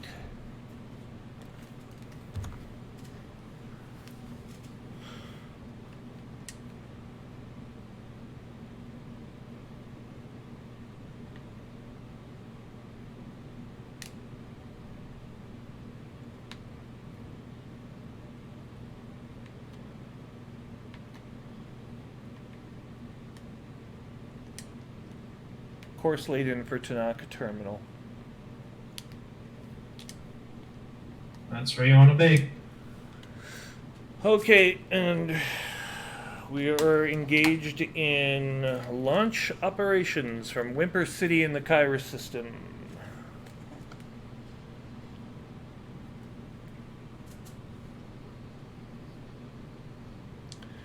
Here we go.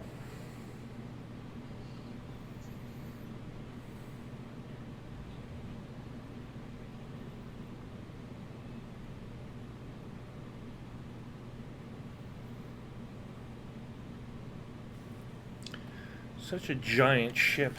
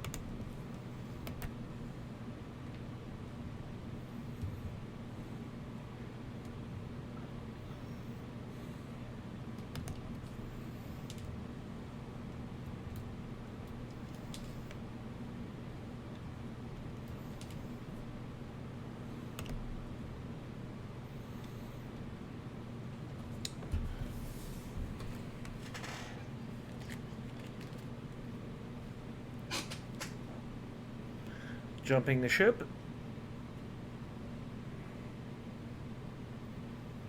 I think the other reason I came here to this system was the tellurium deposits. To what? The tellurium deposits on planet. They're needed for certain types of engineering upgrades. Gotcha. And tellurium isn't all that common. It's a class 3 element, so...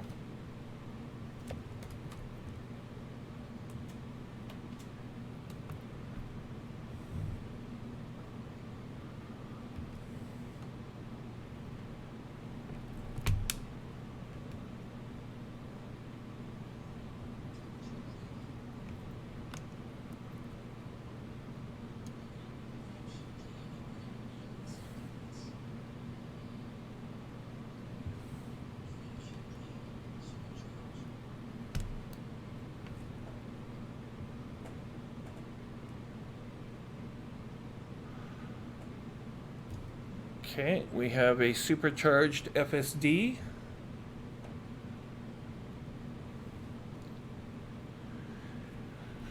Okay, if you just give me a minute, I'll be right back. What? I have to use the little men's room. Ugh, I'll be right back.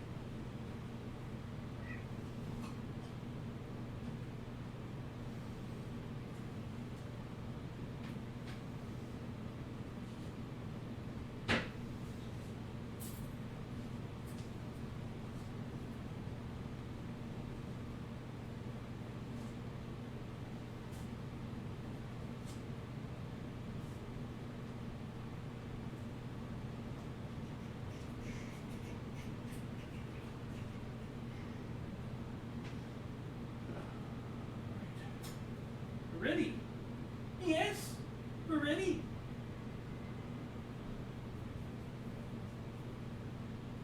Hey? There's a nice cat.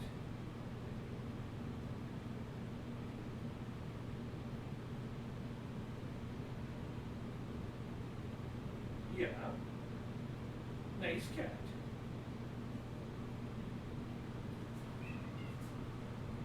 Yeah, nice cat.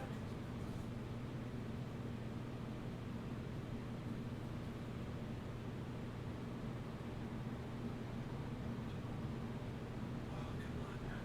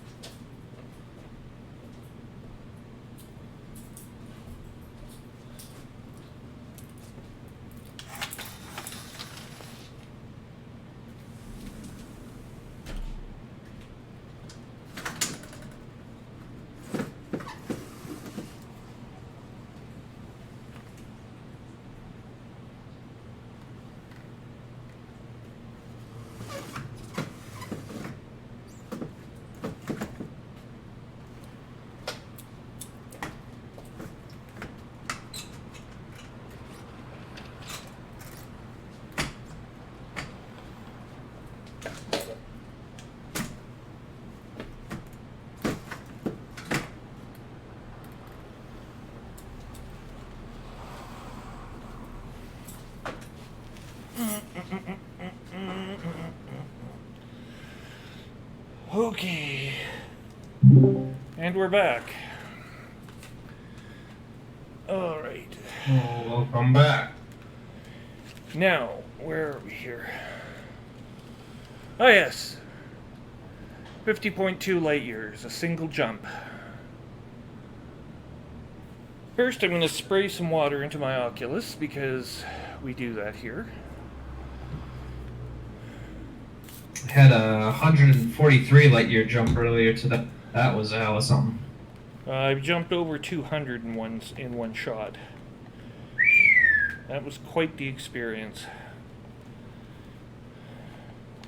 You get a 4 times supercharge out of a neutron star, and you have a ship like a Crate Phantom that can jump 70 light years. Yeah, I've been working on my crate. I've got it up to about 45 as of today. Okay, well, you'll get it up there, and when you do, boy oh boy, Yeah. you get to a neutron star and you'll have quite the experience. I mean, it looks exactly the same as a normal jump, but it just, you know, when you realize... Understanding the vast distance you're scaling it. Yeah, like you've just crossed a significant part of the cosmos in one shot.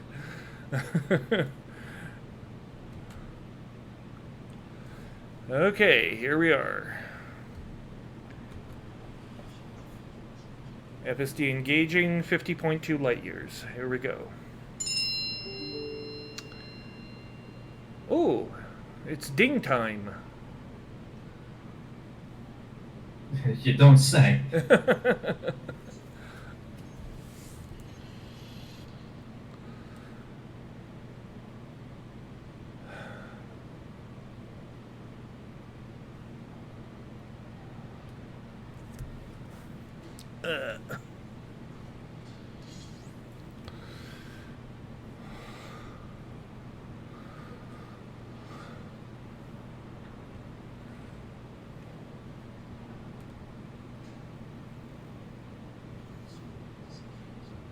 We have pirates in this system? Very few. Okay. Making our... Usually when you drop in, there's like one pirate that'll scan you, but assuming you haven't mined anything yet, it's really not an issue. No. They jump out soon after. Make my little turn on the catwalk here, and...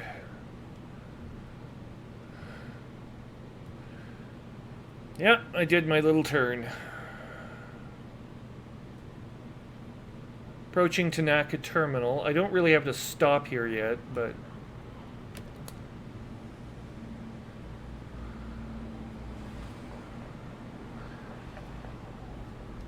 okay, so what's your commander's name? N7. Okay, 1 second.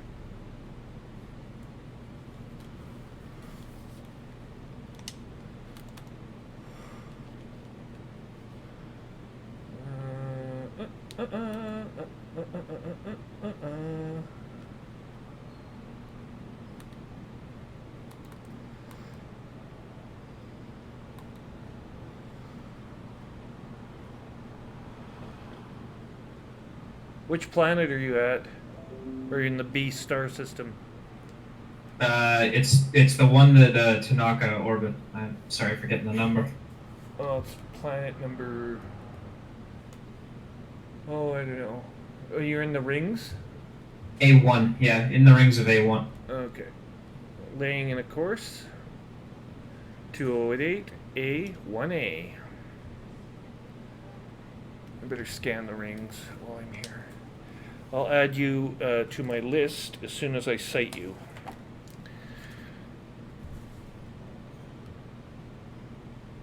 You'll be in the rings somewhere, I'm sure. The rings are pretty big. Are you sure you're gonna be able to find me? Well, we'll see. Just give me a moment here. You can set up a wing. 1 second. In the middle of shit now. We have to switch to analytics mode. Analytics enabled.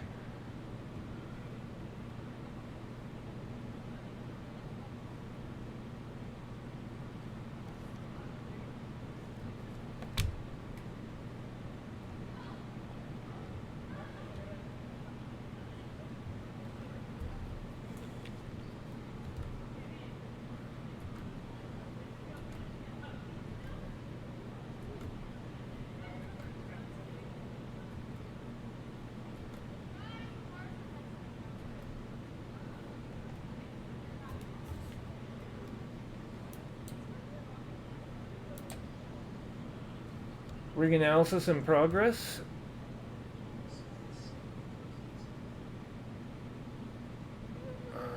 Just gonna do this over for the B ring.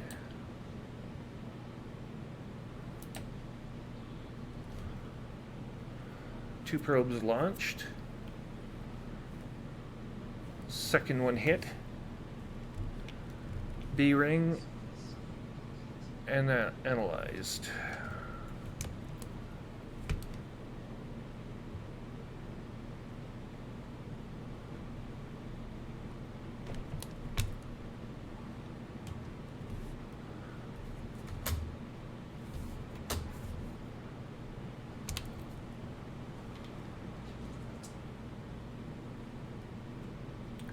This is one pretty giant big planet you got here. Mm-hmm. Okay, so what we're going to do now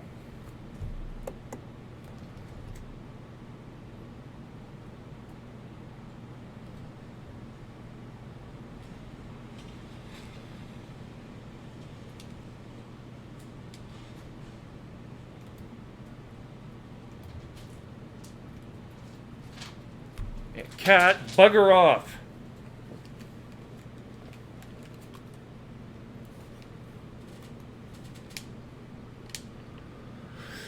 So what I need to do now is go to social menu and we will do a search on the commander's name N7. November 7. Fire. Currently active.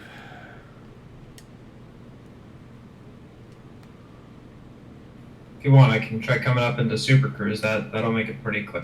Oh, hello. Yeah, you've already got the invite.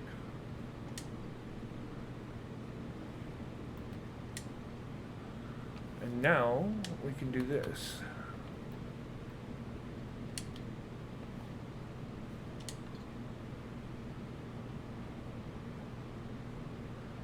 And with that, I can also give you wing beacon, which means now you can find me. If you enable your wing beacon, I'll be able to find you. Already done. Okay, located. Headed your way. Avoid Opal's hotspot has been identified.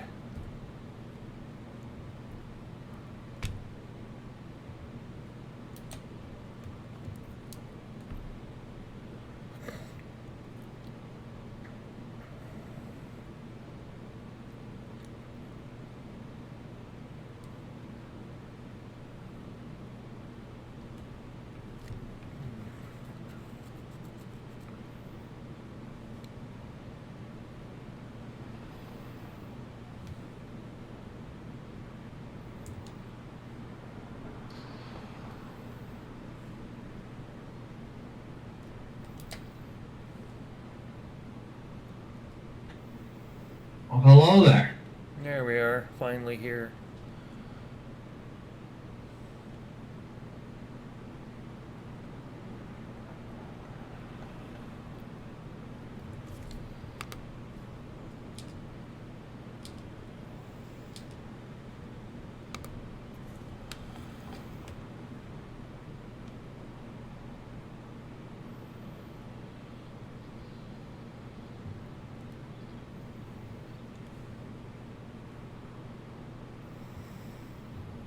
Alright, now we'll begin scanning the rocks. I've been working my way in the opposite direction from the center. Yep.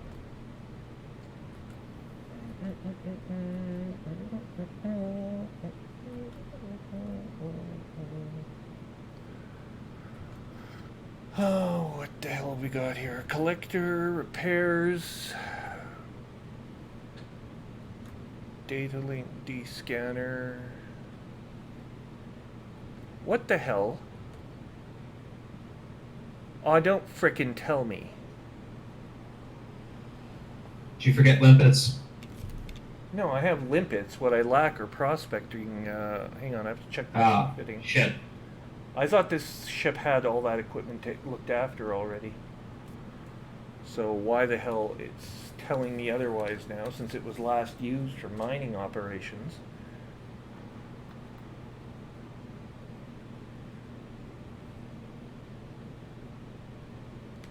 Oh, that's weird. Yeah, its mining package has been absented, and I don't know why. That's stupid. I'll have to go back to Tanaka.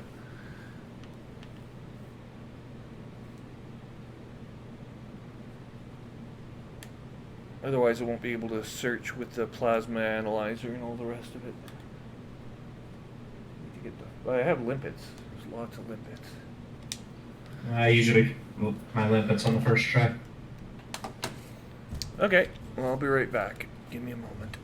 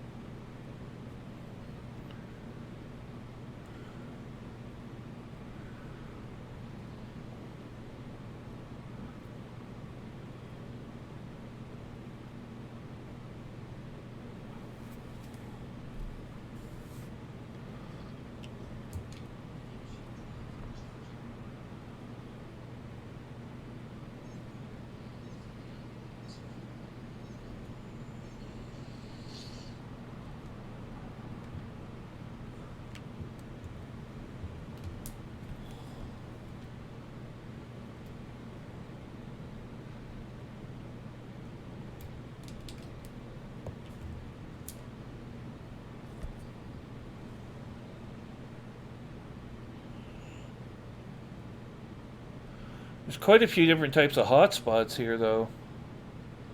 Benedite. You got, yeah, a few of them. Alexandrite.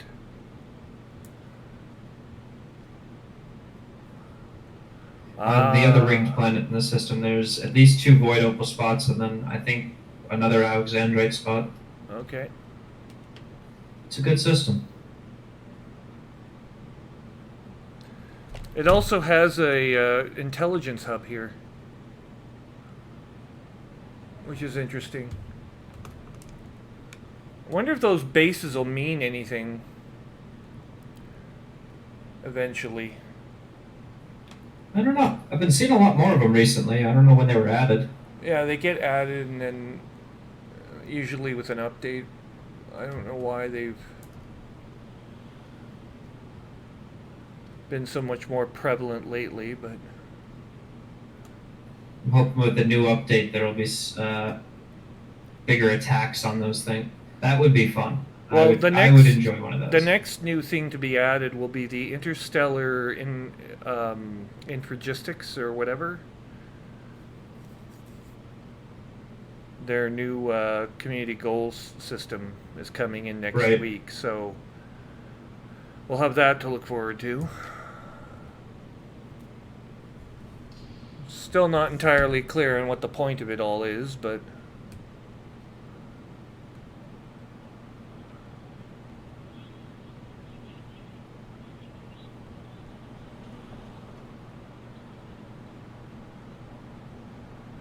I'm sure it'll be interesting.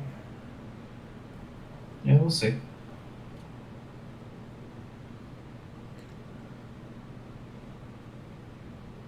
Okay, we're at the dock and docking now, requesting clearance. Clearance granted.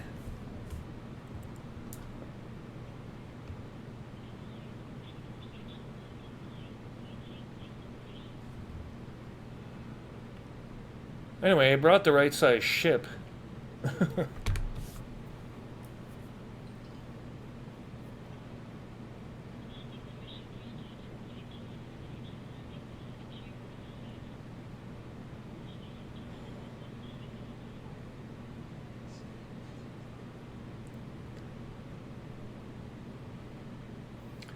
I know, let's buy a beluga, outfit that, and go mining with that thing.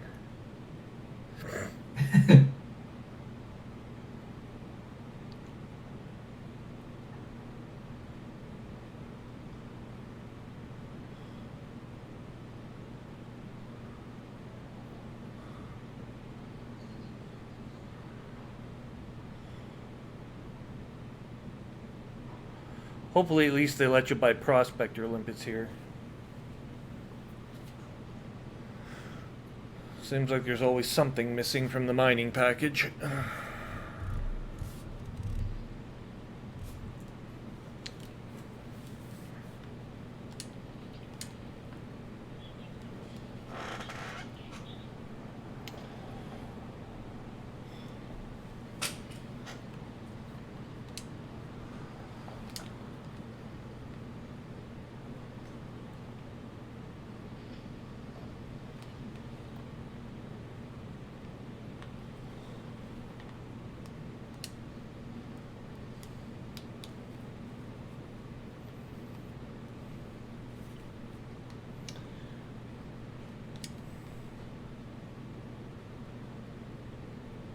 Yeah, so we don't need the extra shield booster here.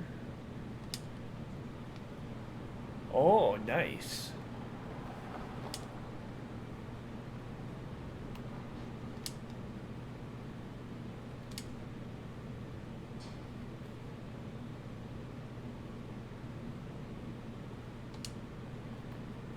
We need to clear some locker space.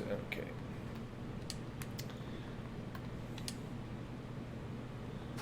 Locker space. Da-da-da. Oh, here's something we don't need. Super Cruise Assist. Except it's in the pencil net sector. Let's kill that thing. Sell. Torpedo Pylon Class 1 Enhanced.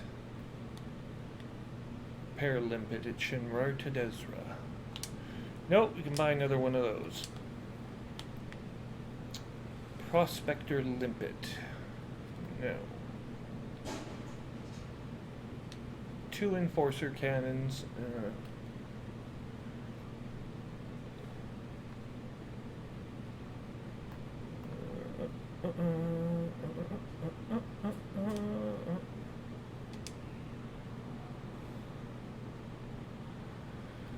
Oh, sell the Decontamination Limpet. Almost never gets used except in Thargoid combat.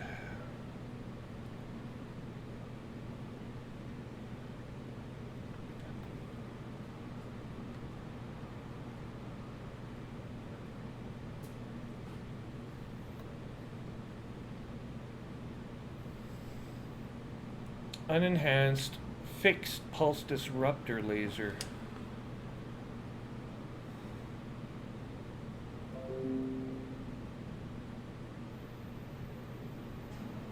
Pulse laser tuned to affect the electronics of target ship.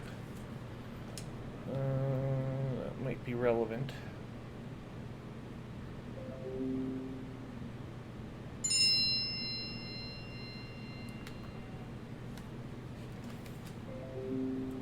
Who uses the pulse disruptor? Like which power? Do you know which power group?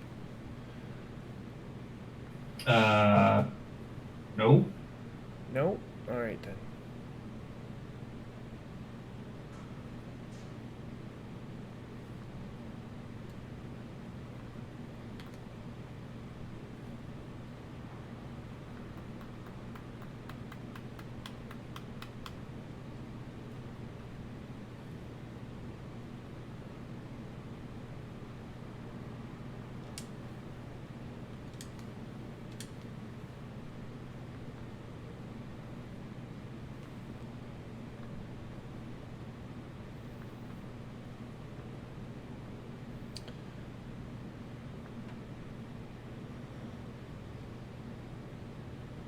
'60 power disruptor enhanced with system focused power distributor. Kiyamizi has been collecting dust there for about 1,000 cycles. Xeno scanner, adware, no. Pulse laser, guardian shield. shard cannon.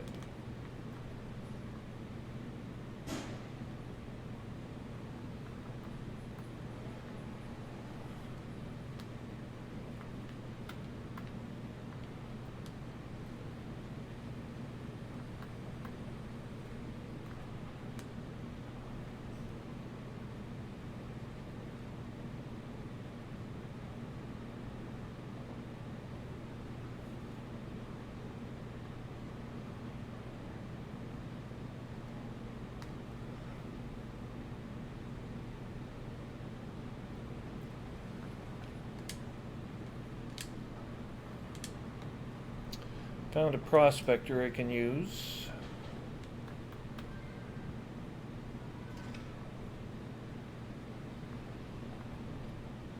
No. A 2A auto field maintenance unit.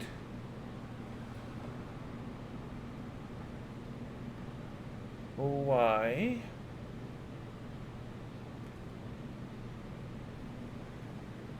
I don't even know what the point of that is. Sell it.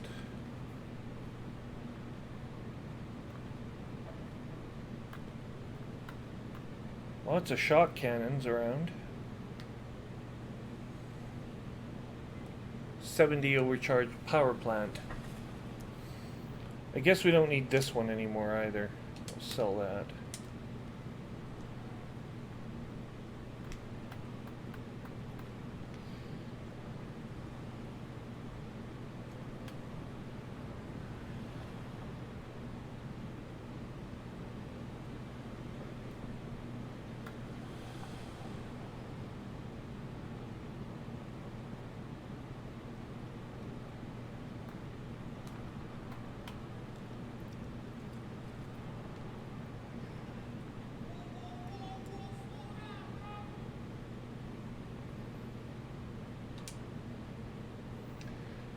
If you hear periodic screaming, I'm in a street right in front of the American Embassy in the city I'm living in. Huh? I'm on the 5th floor above a street in front of the American Embassy, so I'm right downtown Ottawa, Canada. Huh. Less than a block in front of the American Embassy, so you'll hear a deal of screaming periodically. Why is that? I think they're detaining Mexicans. No, I'm kidding. They're Snow Mexicans, maybe. safe third country indeed. Yes. No, they are. Canada recognizes that the United States is a safe second country, so we don't accept refugee claimants from the United States. We tell the United States, well, they're basically, I mean, we can help you if you want, but otherwise they're your problem. In regards to what, the southern border issue? Southern border migration, but a number of Mexicans have become fearful of deportation, so they've started fleeing across the Quebec border north of The only reason they have the fear of deportation is that they're here illegal. That's correct, yeah. No. So they're not documented, in other words, and they get into trouble, and some of them do.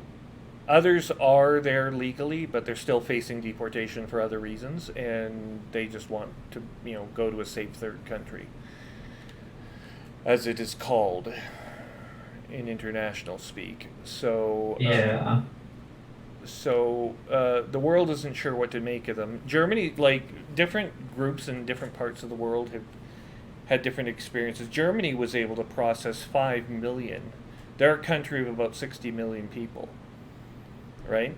So yeah. They were able to process 5 million last year. We can't even take, like, the thought of the United States taking in 5 million Central Americans and Mexicans would be unthinkable. Like, it would never fly. There's too much opposition, too much controversy about how to process them. So, I mean, the current immigration is about 1 million a year, and even that's a lot.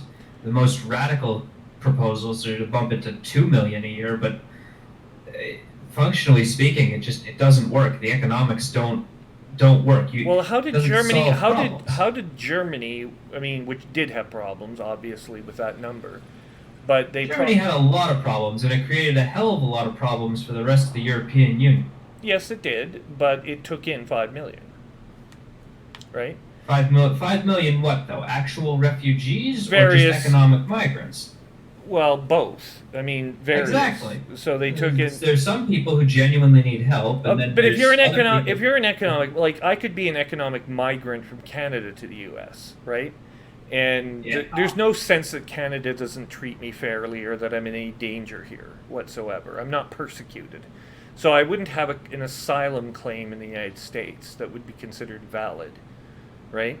Because Right. what would I say? You know, like. Gee, the Canadian government really hates me for not filing a tax return every single year in the last 5 years. Like it's just ridiculous. So they would never react that way, Yeah. and that would be fair. Um, when we're talking about Mexico, well, some people, no one wants to be an economic migrant in the sense of an asylum seeker. It would not be to my advantage to claim asylum status in the United States, just so I could work there. Right. Do you follow? I would want insurance coverage. I have, demands of my job and expectations from my career, and I would expect an employer to provide those if I was to work in the United States. And some companies are more willing to go further than others on that note. But basically, everyone's getting paid. It's very difficult for a Canadian to work in the United States right now. The last job where I attempted it, it didn't work out. So after 4 months, it was like, okay, moving on. That's how I ended up in defense work. But so I was fine financially. It didn't make any difference, and that was fair enough. But if we take a look at the American software industry, it doesn't have enough software developers. So people like me from Canada are actually in demand. There aren't enough educated people in the States in the area of software development to meet with demand. There's a shortage. If you had Mexicans that could develop software, wouldn't that be to America's advantage? And there are. But we wouldn't classify them as economic migrants claiming asylum. They would just be Mexicans that have found jobs in the United States. They would be legal immigrants, assuming they're applying and being accepted legally. Yeah, I agree. Yeah, agreed. That's fine. My issue is with the intentional skipping of the line, so to speak. People willingly crossing the border with intent to enter the country by skipping the entire immigration process. Yeah. I get it's long, I get it's annoying, but it's there for a reason. It is. I would rather see borderless, I would rather see trade tariffs managed differently than at customs. I would rather see, within Canada, we have trade barriers. We don't have, borders officials at every provincial border. You can transfer from one part of Canada to the other without crossing any kind of boundary, other than. Well, without borders, you don't really have much of a country. Well, I don't know. You can still say you can still have the local area police where products are being sold still manage trade that way, and that's how it's done in Canada. But no larger border. But no formal border exists between provinces within Canada. Between provinces, well, that makes sense. There's no borders between states other than what we draw on the map. But There's it no, used to be guarded checkpoints. I don't know how old you are, but it used to be a lot freer between Canada and the United States, right? I used to be able. I remember being 14 years old, riding my bicycle across the border between Manitoba and North Dakota, and not being stopped by customs. Okay, that would be unthinkable today. And I got into a certain amount of trouble over it even when I was 14. They said, you really shouldn't do that, but, they let me get away with it. Right. I'm 22, if that helps you gauge. Yeah, so, just to give you a picture of what it was like 20 plus years ago, it was the border was undefended. Like, it was the largest international boundary in the world that did not have a defense because we were friends, right? And I would like to go back to that because there were so many advantages to having that system. That's fair. I think my issue is I can't see the argument for doing that on the southern border. There's just too much going wrong there. Well, I guess you'd have to be closer to the Mexicans in terms of economic status, language, and a bunch of other cultural values that would have to be shared, right? Well, it's not just the Mexicans though. It's the people it's Southern American countries that are marching up through Mexico in these But massive Mexico, migrant caravans. right? But between Guatemala and Mexico, they are really clamping down on that border, and They're trying, but it's not. It's not. We're not seeing the results up. No, I mean it isn't as effective. Obviously, the Mexicans have more limited resources than the United States, but just the other week though, a group of African migrants who had flown to Mexico and then quite literally walked up through Mexico to the U.S. border, tried to cross. Yeah. Like it's kind of out of control at this point. We had a similar situation in Manitoba, my home province, where a couple of years ago, some African migrants that were worried that with Trump's election, there was going to be a clampdown. So they braved North Dakotan Manitoba winter to cross at Emerson undocumented. It's dangerous. Yeah, it was very dangerous, and one of them lost 4 fingers due to frostbite. Ow. We eventually awarded them Canadian citizenship because of hardship circumstances and overall, asylum claim. Because there was just, it was just done on compassionate grounds. It was highly publicized. The government didn't want to, get egg on its face and whatnot. Yeah. So we let them in. Do you really have an objection to that situation? Could you imagine that, even with the seriousness of certain situations it sounds like there are Mexican scenarios at the Rio Grande that are very close to that, and I worry. I'm worried that the average American doesn't realize exactly what that means.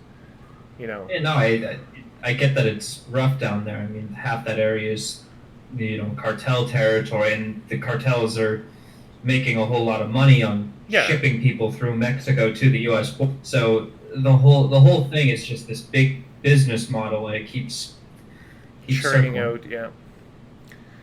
Yeah, and it's a big mess, and people want to escape, the crime and the hardship, which is perfectly understandable. I mean, can't fault them for trying.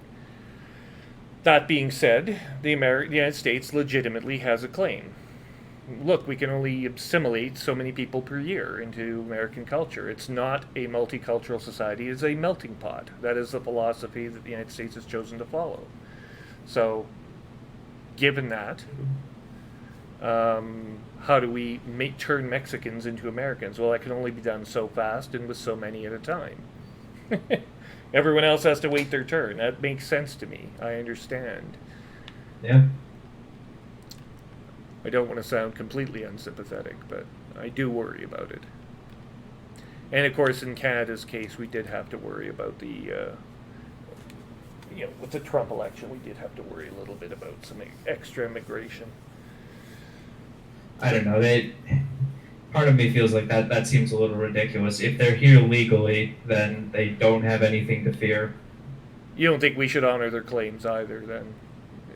I think the reason for honoring the claim would be politically motivated. Well, the other thing is Canada is also endangering the United States by creating a market if we let too many in ourselves, which we don't want to do. That steps on American interests, right? So we don't want to do that.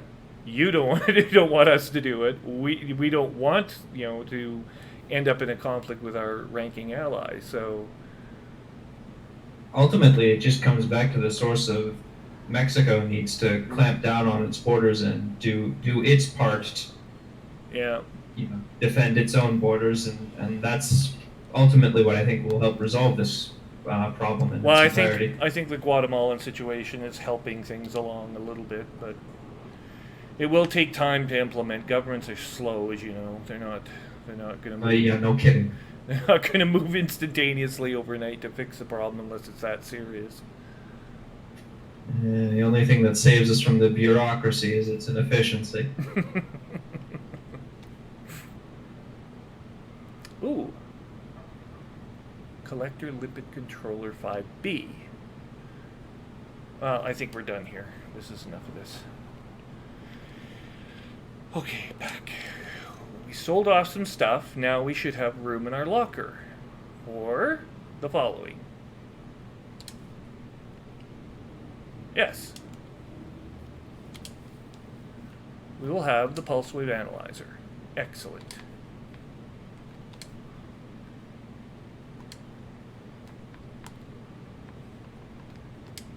Now, we have twin 8E cargo racks. Lots of space in there.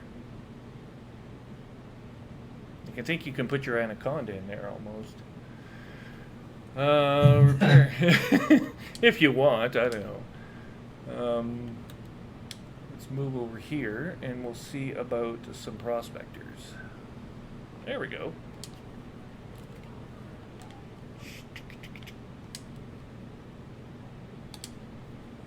Yep. And the repair limpet goes into storage. Okay. So we got the prospector, we have the pulse wave analyzer, we now need the abrasion blaster and the other thing. So now we need a weapon. Hard point.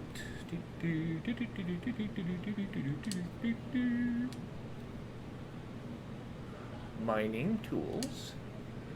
The abrasion blaster. And the subsurface displacement missile.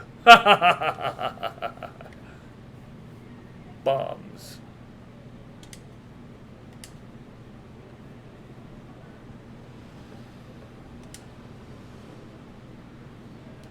Sorry, was I laughing very loud?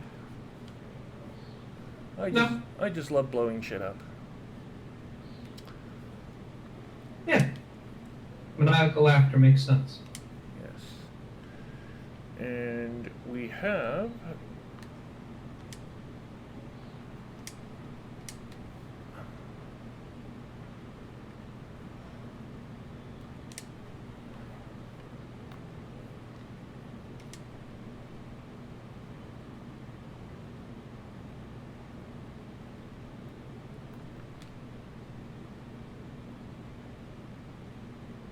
Oh, we need the refinery.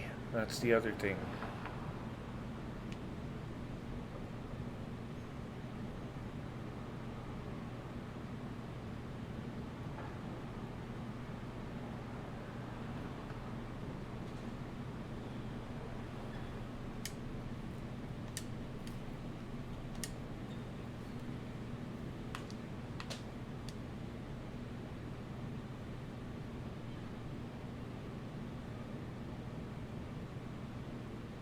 Yes. Okay. Optional internal refinery, please.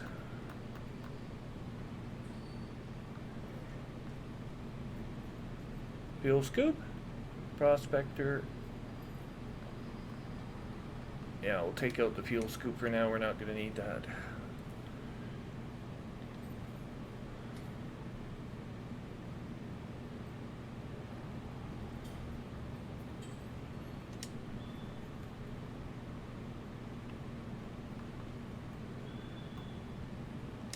Unfortunately, Trium, I gotta go. I need to get some sleep before work in the morning. Yeah, well, I made the effort here. I got the refinery ready, so I can at least do my own mining.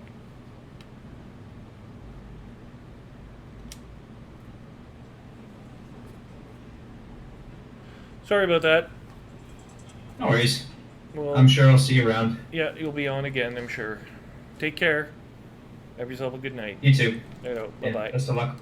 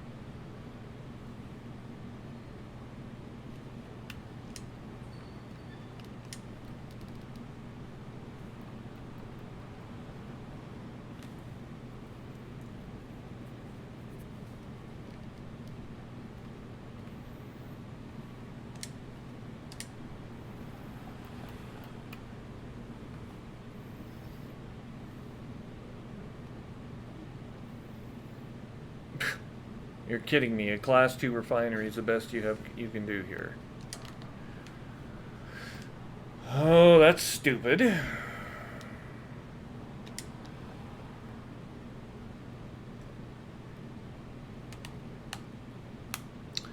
Alright everyone, with the withdrawal of the other player, we've now reconfigured our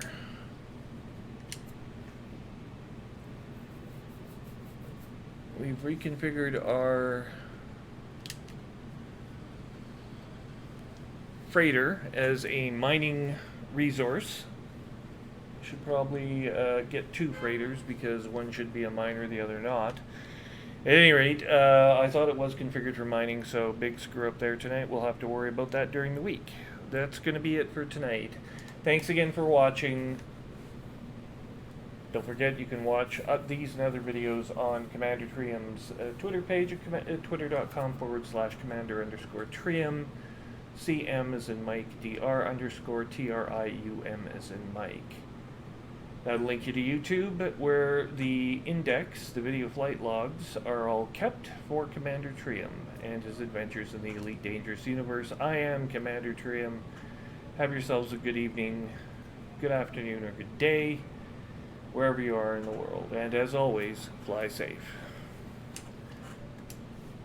Good night, Commanders.